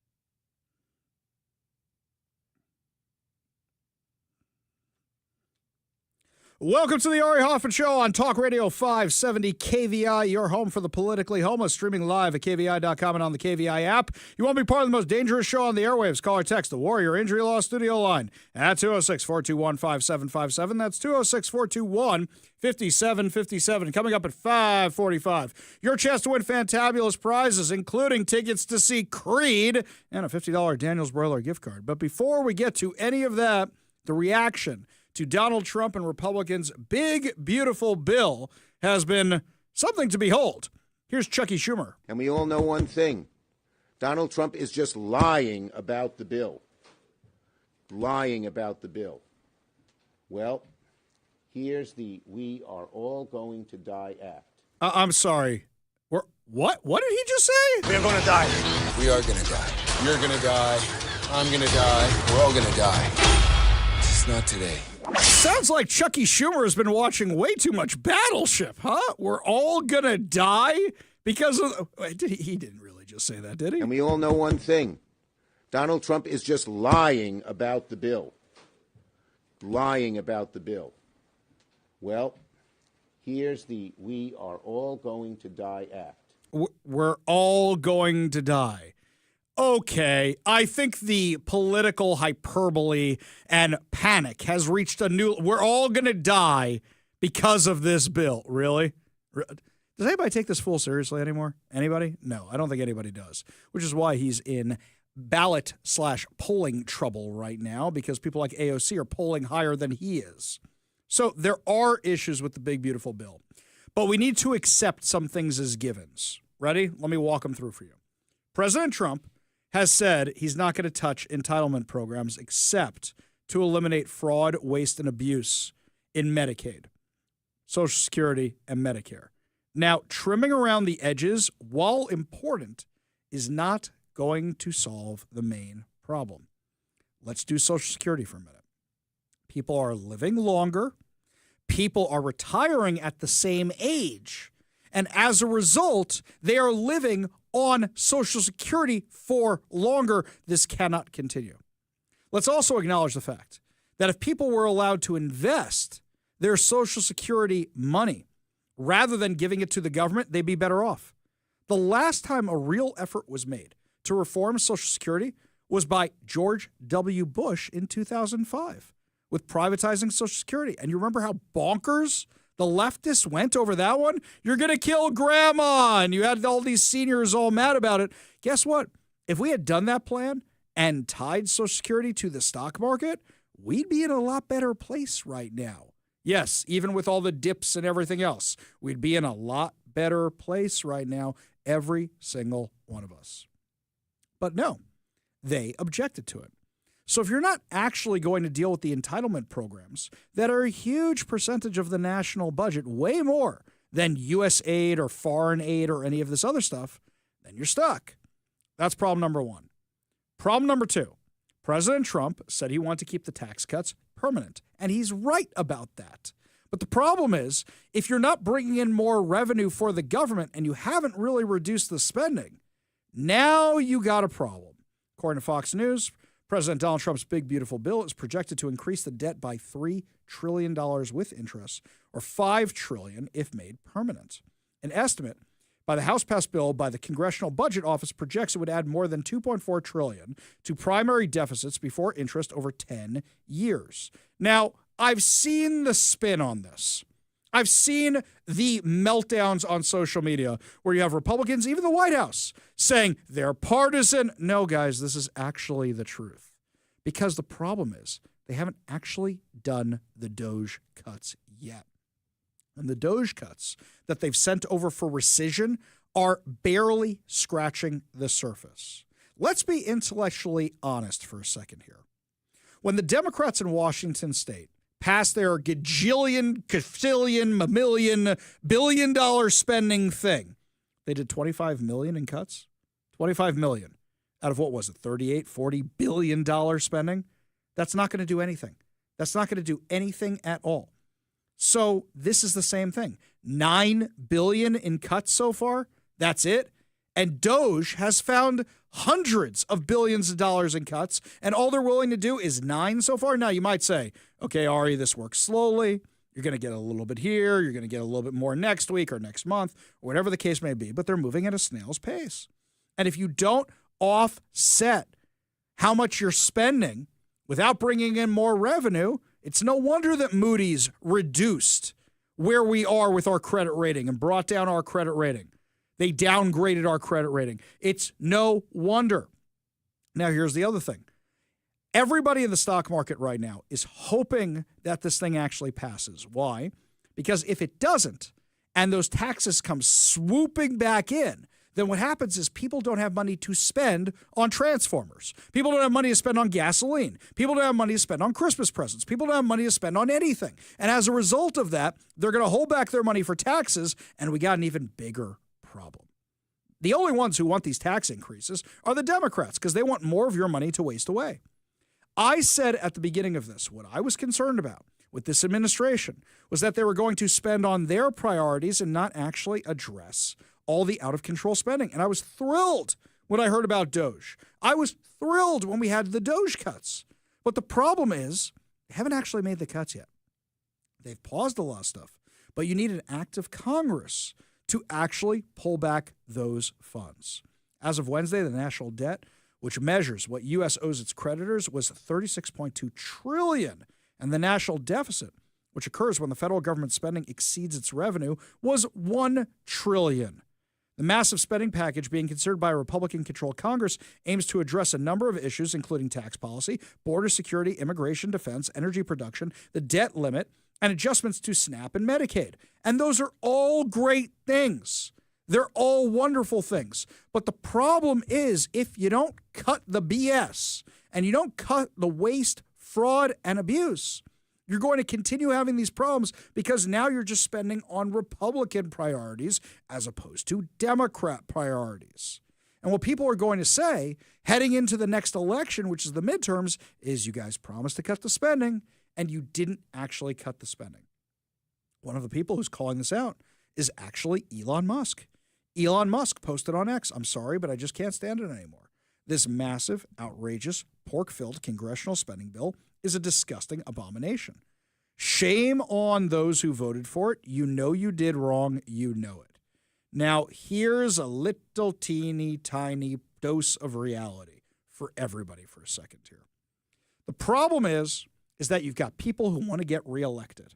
And politicians know if things in their districts get cut, if too many things get cut, they're going to have trouble getting reelected, which is why you're seeing a lot of Republicans in purple districts getting weak-kneed. That's what's going on right now. But in addition to that, with regards to the cuts that are going on in D.C., they don't want to make the real cuts, as we discussed earlier. And now you have a very, very big problem, where if you're not willing to make the cuts, you know what's going to happen? You still have an inflation problem. Has inflation gone down? Yes. But if inflation doesn't go down more, you can't make the cuts to the Federal Reserve that we all want to see happen. Here's something else, by the way. All the gas prices going down is not an incentive for people to produce more energy. And as a result, you haven't increased jobs in that sector. The latest jobs report was not great for the Trump administration, which means you can lose the House, you can lose the Senate in a year and a half, and then you're going to be stuck with an administration that can't do any of its agenda because you have the Democrats running Congress. This is the problem. Now, Elon Musk wants to run everything like the head of a tech company, but government, unfortunately, doesn't work that way because you got politics in the mix. Is he right? Absolutely. Absolutely. But only $9 billion of cuts, that's all you guys can find? You know, we're going to have to spend more money. For example, we have to spend money on the FAA. Fixing all that stuff that's running on floppy drives, you have to do that. That's money that has to be spent. Making sure we're not processing retirement papers in a mine somewhere, that has to be fixed. That's going to cost money to fix. You got to spend money on this kind of stuff, but you got to find the cuts to offset it. The problem is everybody wants to be pure. And everybody says, well, we want these cuts to be made. And then when you mention entitlement programs, the American people don't actually want the cuts to be made. What else Elon Musk wrote is a new spending bill should be drafted that doesn't massively grow the deficit and increase the debt ceiling by $5 trillion. He's right. Can we get some more cuts in here? He also wrote, call your senator, call your congressman. Bankrupting America is not okay. Kill the bill. Now, mind you, what are some of the Doge cuts we've got here? The Office of Management and Budget wrote, today we sent the first rescissions package to Capitol Hill. The package contains billions in wasteful foreign aid and federal funding for NPR and PBS. Here's some of the waste, fraud, and abuse that has been identified. $67,000 for testing insect powder nutrition on children in Madagascar. $33,000 for being LGBTI in the Caribbean. $643,000 for LGBTQI plus programs in the Balkans. $567,000 for LGBTQI plus programs in Uganda. Scores of DEI and global Green New Deal funding, including $5 million for Minority Serving Institute Fellowship Cooperative Agreement, $595,400 for training women in gender equity, $500,000 for electric buses in Rwanda, $6 million for net zero cities in Mexico, $2.1 million for climate resilience in Southeast Asia, Latin America, and East Africa, $5 million for green transportation and logistics in Eurasia, $4 million for legume systems research, $3 million for Iraqi Sesame Street. This is the kind of stuff we're finding here, guys. And yes, it's all very important and very good we're cutting this. But did you hear the numbers I'm giving you? This adds up to maybe a few billion. This doesn't add up to tens of billion. This doesn't add up to hundreds of billion.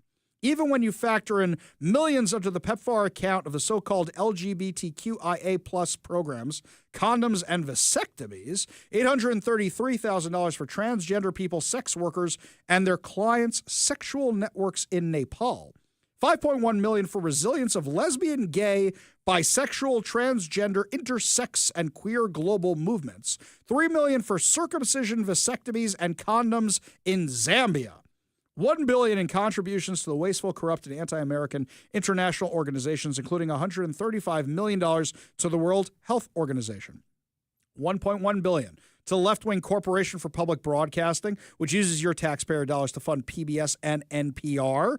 These are all important, but maybe we've got $9 billion here. Maybe, not even 10.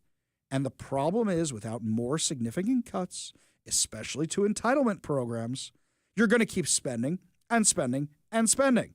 And eventually that bill is going to come due. We go to the Warrior Injury Law studio line, take a call from our friend Ted in Gig Harbor. Ted, what's going on, man? Good afternoon, Ari. As you mentioned, the congressmen and senators want to get reelected, and the best way to do that is to give things away, give away our money.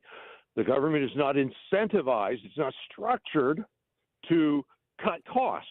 Mm-hmm. So what could we do? Hey, term limits. If you knew as a congressman, I'm out in 2026, then you don't have to worry about that. And you could conceivably do the right thing as opposed to, well, I got to make sure I preserve Joe Smith's handout here for his crazy little project, you know, because he's a bundler. Term limits. It's just very fundamental, and we need to do things to incentivize. In businesses, like if you find a good way to do something and it cuts costs and saves time, boy, oh boy, I mean, you might get an attaboy. You might get a gift from the company shop. You might get, a promotion. But we need to find ways to incentivize government to do that sort of thing. Right now we don't have it. No, I agree with you. I agree with you 1,000%, Ted. Those are great points. Appreciate the call. Appreciate you being part of the show. You want to be part of the show, give us a call or a text at 206-421-5757. Scott says over on the Warrior Injury Law text line, Ari, I could have sworn there are $1.5 trillion in cuts, even though it is over 10 years. Is it $1.5 trillion, not $9 billion? Scott, let me clarify that for a second. I'm talking about the Doge cuts right now. Yes. Does the big, beautiful bill cut about $1.5 trillion in spending? Yes, but it is also increasing spending in other areas. In addition to that, the DOGE cuts, they're only doing $9 billion or so worth of cuts, and that's a massive, massive problem. Here's something else, Scott. If it's over 10 years, your problem is, what if in a year and a half you don't control Congress anymore? Are those things actually going to go into effect? And there becomes our problem. If the Democrats win the White House and Congress in 3.5 years, what happens then? So we could say it's $1.5 trillion in cuts over 10 years. We got to do this now. We got to do all this stuff now while we have the branches of government. Otherwise, we are in for a rude, rude awakening. Because you know what's going to happen? It's going to be the revenge of the progressives, otherwise known as the regressives. You're going to have AOC running this show with Hakeem Jeffries and crew. You want to see that happen? You're going to have people like Kshama Sawant. Can you imagine if she actually gets elected? For those of you that missed the beginning of the show, Kshama Sawant is the one who is talking about running for Congress. She announced her campaign on Monday. And this is the one who says that AOC and crew are too touchy-feely for her. Our fighting strategy is urgently needed nationally, including in the U.S. Congress. Progressive Democrats like AOC and Bernie Sanders have long since capitulated to the corporate and warmongering agenda of their party. Working people need elected representatives willing to use their positions to build mass movements in order to end the genocide and all U.S. military funding to the Israeli state, defeat the attacks on public funds for our basic needs, and win offensive demands like free healthcare for all, like by taxing the rich, or Medicare for all, and a $25 an hour minimum wage. This is why I launched Workers' Strike Back. This is also why I am running for Congress against Democrat Adam Smith. So hang on a second. Let me make sure I got this right.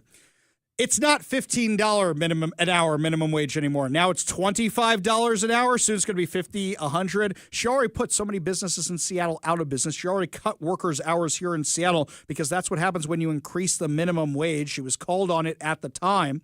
And now she wants to make it more? Oh, because California did 20 and that closed a whole bunch of restaurants. Now she wants to make it worse here? Are we going to be thinking about AOC, Ilhan Omar, Rashida Tlaib, Bernie Sanders, and Pramila Jayapal as the moderate Democrats if somebody like her gets in? This is exactly what David Hogg wanted to do. Find more crazy progressives to run.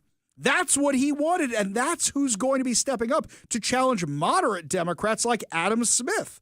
See? Look at that. I'm calling Adam Smith a moderate. Why? Because I can have a conversation with him, and he is definitely not a moderate. He's more on the left.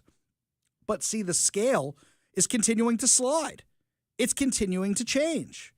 And somebody like her has a very real shot of getting elected. I know a lot of you around here are going, wait a second, her entire campaign is based on failed policies and hating Jews? No, that has worked for other people before. That's what Ilhan Omar and Rashida Tlaib run on every single time. And Seattle has only gotten far, far, far leftier crazy.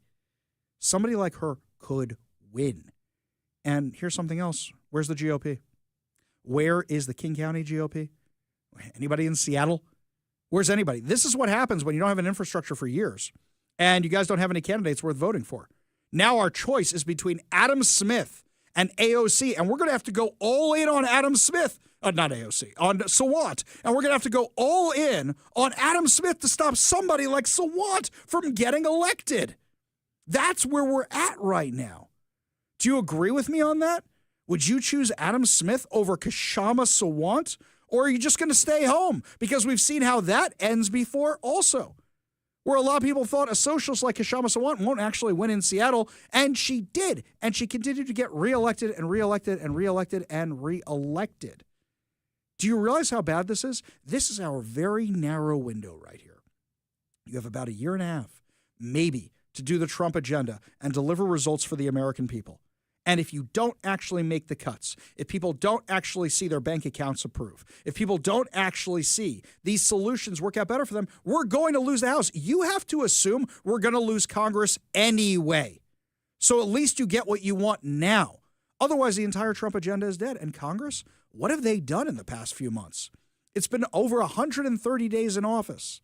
What have they done? Great. They sort of almost passed the big, beautiful bill. Aside from that, nothing. What are they actually doing in Washington, D.C. this entire time? Because I voted for Trump policies, and I don't see a lot of them being enacted by Congress. It's fun with all the executive orders, but until Congress actually passes these laws, nothing's going to change. And that's going to be a huge, huge problem. You know what else is a huge problem? Our gas prices, by the way, my friends.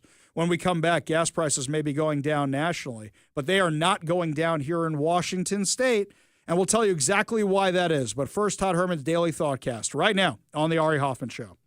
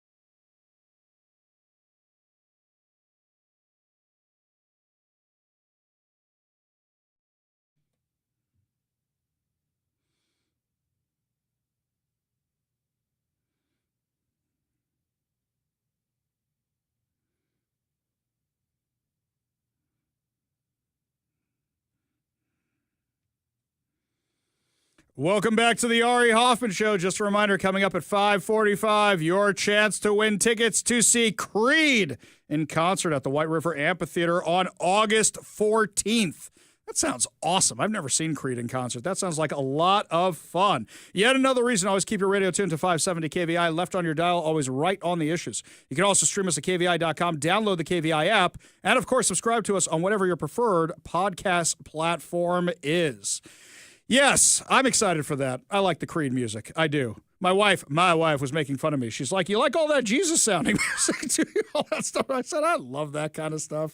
Yeah, she enjoyed that. She was making fun of me about that a little bit. She just doesn't understand, I think. Yes. Well, that's going to be a fun show, actually. It's the Return of Summer of '99 tour with Daughtry and Mammoth also. That's going to be a lot of fun. Daughtry's going too? That's awesome. If only it was in the copy. If only it was in the copy that I haven't fully read yet, but There's I will. a concert? There's all this stuff going on? What are you talking about? Oh, look at that. Daughtry's right there and Mammoth. Look at that. Thank you, Mike. Appreciate that.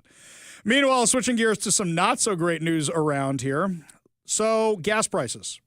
I drove out to the Roy Rodeo this weekend to hang out with Northwest News, not Northwest News, right? Hank FM, 1015 Hank FM, and KVI out there. It was me, it was Phil, it was our friends. Yeah, no news out in Roy. No news out in Roy. So I drive out to Roy, Washington. I couldn't believe the gas prices. I saw $4.29 in Roy, Washington. And I said, my God, this is only going to get worse. If it's that bad out there, how bad is it going to be over here? In fact, some of you right here, this one from Ted, he says, Ari and Mike, we paid $4.07 a gallon for regular at Costco.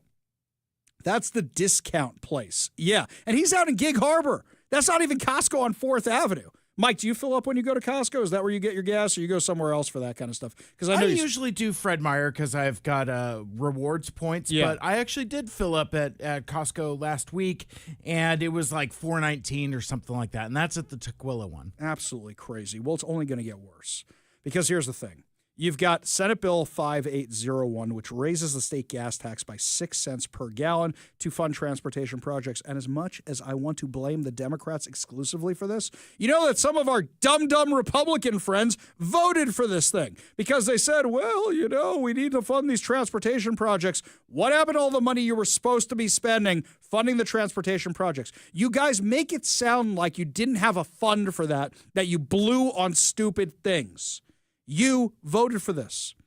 The new gas tax kicks on July 1st, and it's going to go up 2% every single year for the rest of time. And you guys voted for this? For what? For what? Now, Representative Dan Newhouse sent a letter to Lee Zeldin at the EPA.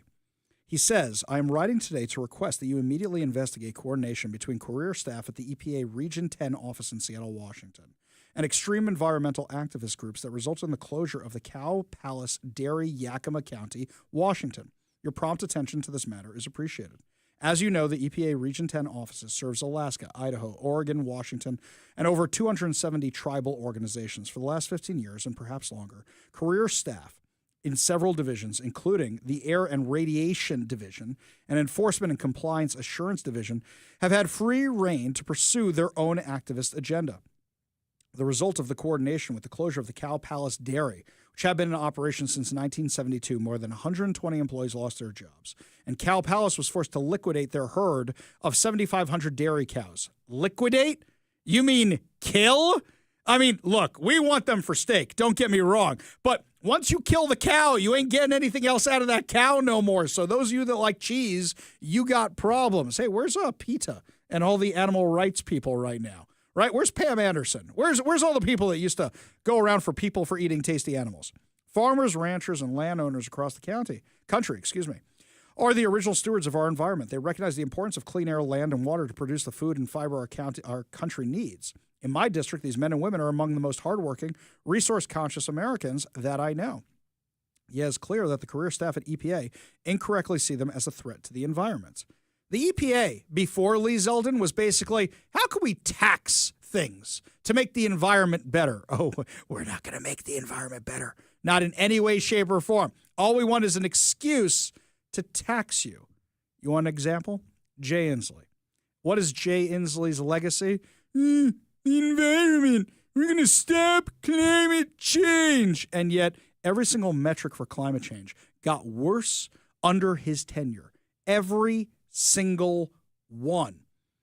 Dan Newhouse says, included in this correspondence is documentation provided under the Freedom of Information Act, which demonstrates clear coordination between EPA career staff and anti-animal agriculture environmental activists. Oh, so they were talking to PETA. Oh, yeah, sounds like they kind of were. The purpose of the federal government is to provide Americans with essential services, including navigating the complex regulatory burden placed on farmers. This coordination is appalling and should be investigated. If career staff did in fact coordinate with activists to target farmers, then those staff are not worthy of a taxpayer-funded salary. He's 100% right. You know what it is? You know when you go to a store and they say to you, we want to help you out, so here's our best salesman, or here's where you're going to find this product, or we don't have this product. Go down the street. They have the product, because the business wants your business, and they know you're going to remember when they said to you, yeah, we didn't have that product, but you come back another time. It seems like government is determined to make it as difficult as possible for you, and they get their kicks off doing it. Anybody here apply for a building permit ever before? It seems like their goal is to make your life as miserable as possible. When's the last time you had a good experience at a DMV? I take that back. There is one DMV I had a good experience at when my oldest son got his driver's license when he was 16. Now he's 21. So 5 years ago, during COVID, I had a good experience at a DMV because nobody else was there, the one in West Seattle. Whether or not that's still the case, I don't know. But it seems like government is trying to be in the way and make life harder for you. Government is the problem. I don't know how many times we need to say that. Lots more to discuss as the show continues. When we come back, is Disney in trouble? Massive layoffs and now a Walt Disney robot? I'm a little concerned. We'll discuss this when we come back. You're listening to the Ari Hoffman Show on Talk Radio 570 KVI.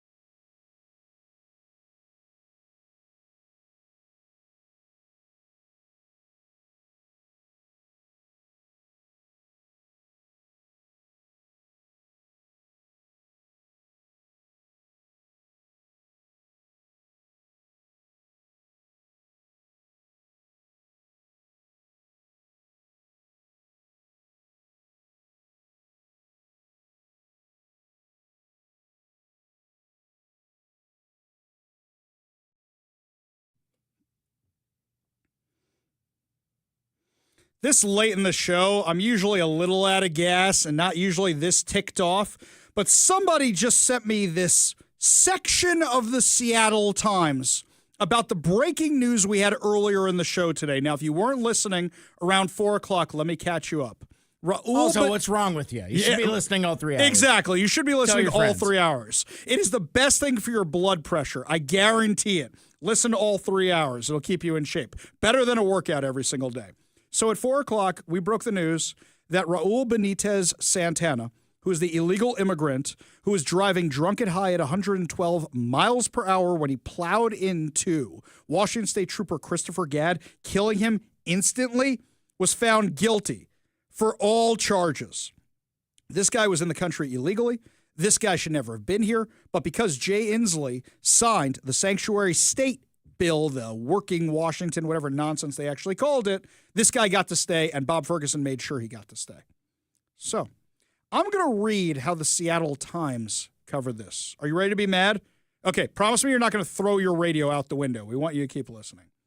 Evidence presented at trial stated Benitez Santana was under the influence of alcohol and marijuana at the time of the crash. The case has gotten considerable attention from right-wing media outlets and social media personalities because Benitez Santana is in the U.S. illegally. See, somebody was listening at 4 o'clock. That's what it was. Thank you, Mike. Not because this guy killed a Washington State Trooper. By the way, we don't have to say alleged anymore, which we haven't been saying since his own attorneys admitted he did it.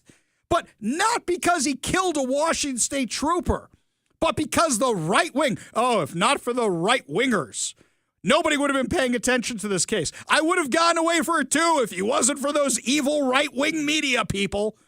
Are you kidding me with this nonsense?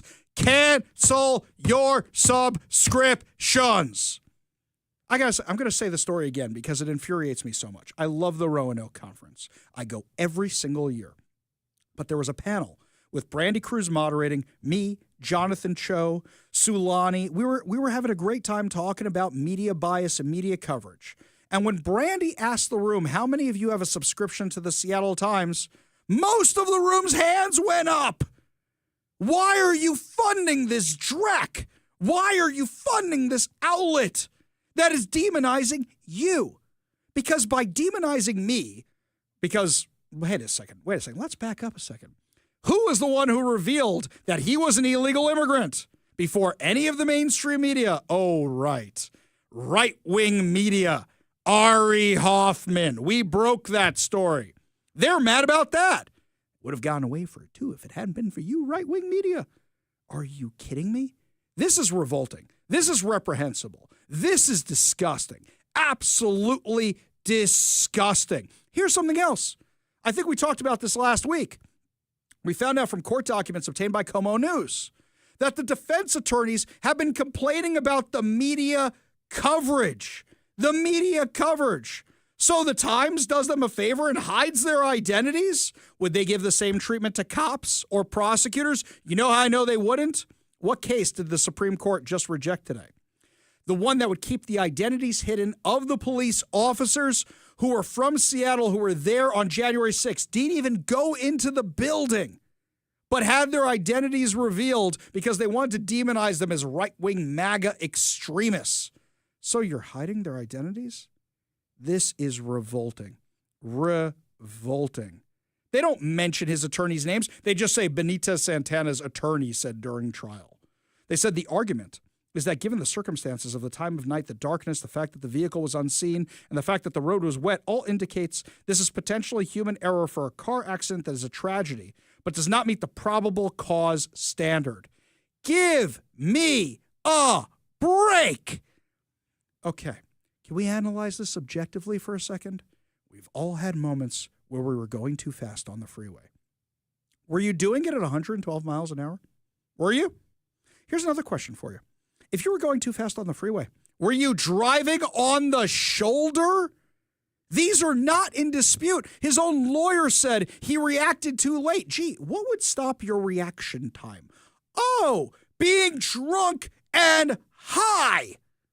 And the Seattle Times is running cover for these attorneys. The Seattle Times is running cover for an illegal immigrant who killed a Washington State trooper, a father of a 2-year-old girl, and the husband of a young wife. That girl will never know her father. For the rest of her life, he will just be a picture frame. At her wedding, somebody else is going to give her away because this prolific offender who never should have been in our country, who never should have been in our state, was kept here by Jay Inslee and Bob Ferguson.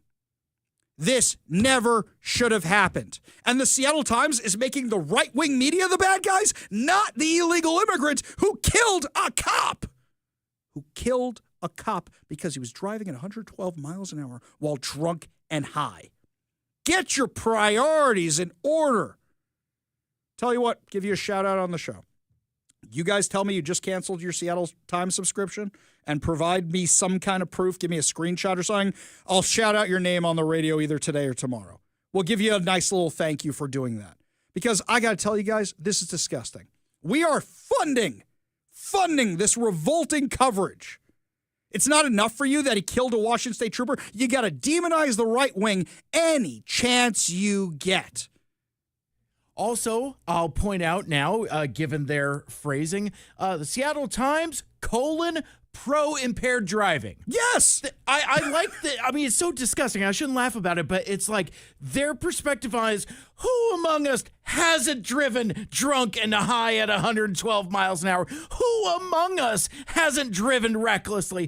Come on, man. Who among us? Disgusting. You know, Mike, there's a word you used a long time ago for something you and I got in a quasi bit of trouble for. Sure. Okay? Disgraceful. Ah, yeah. That is what this is. Disgraceful. I don't even think that does justice to this. Tell you what, give me your synonyms over at 206-421-5757. Text them over right now. 206-421-5757. I need some good news right now. Only good news to wrap up the show. Your good news giveaway, your good news headlines, your chance to win tickets to Creed and a $50 Daniels Broiler gift card. You're listening to the Ari Hoffman Show on Talk Radio 570 KVI.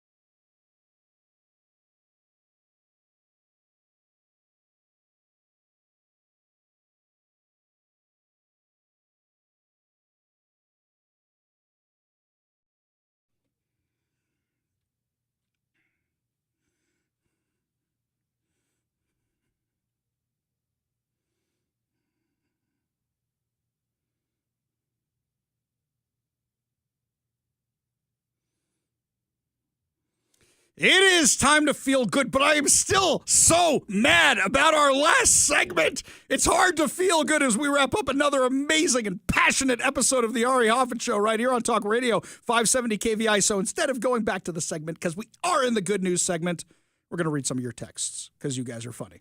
So this one here, can I get a shout out for never having subscribed to the Seattle Times to begin with? Yes, Cameron from Lake Stevens, you get a shout out for never having had a subscription to the Seattle Times. Very, very well done, Cameron. In fact, I don't think you're alone in that. Hang on, let me see who else we got here over on the Seattle Times. Becky in Enumclaw. I have never had a Seattle Times subscription, and I never will. Excellent. Excellent. Oh, here we go. Hang on.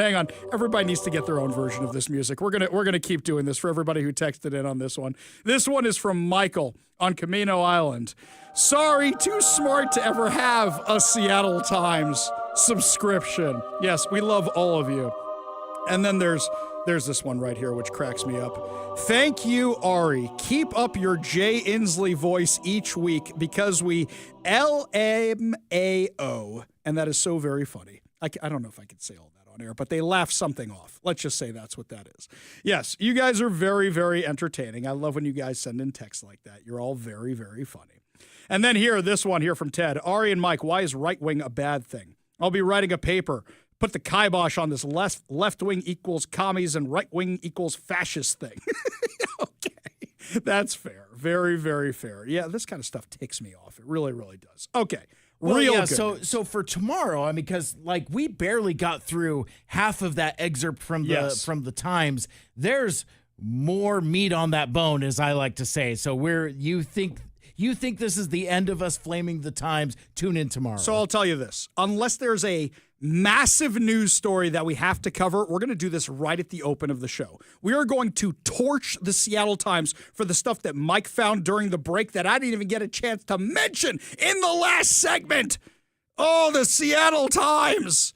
I'm going to burn down the building. No, I'm not going to do that. No, that's awful. Don't call for those things. It's like we That's were horrible. missing each other because, like, just as you were winding down for good news, I read it and then I started getting ramped up. And now we're like during the commercial break, we're talking through the intercom, just like feeding off each other. It's like, I'll tell you something. If you watch over on the Facebook and Rumble and all that stuff, and there's a lot of people on Rumble today. If you watch, you get to see me change multiple colors. Now, for those of you who've never actually seen me in person or a picture of me or anything like that, my face shows my reaction to anything. I am one of the most expressive people in the world, and when I get mad, I literally look like the anger dude from Inside Out. Like I turn all red, and my hair, what's left of it, kind of bursts into flame. That's what I look like.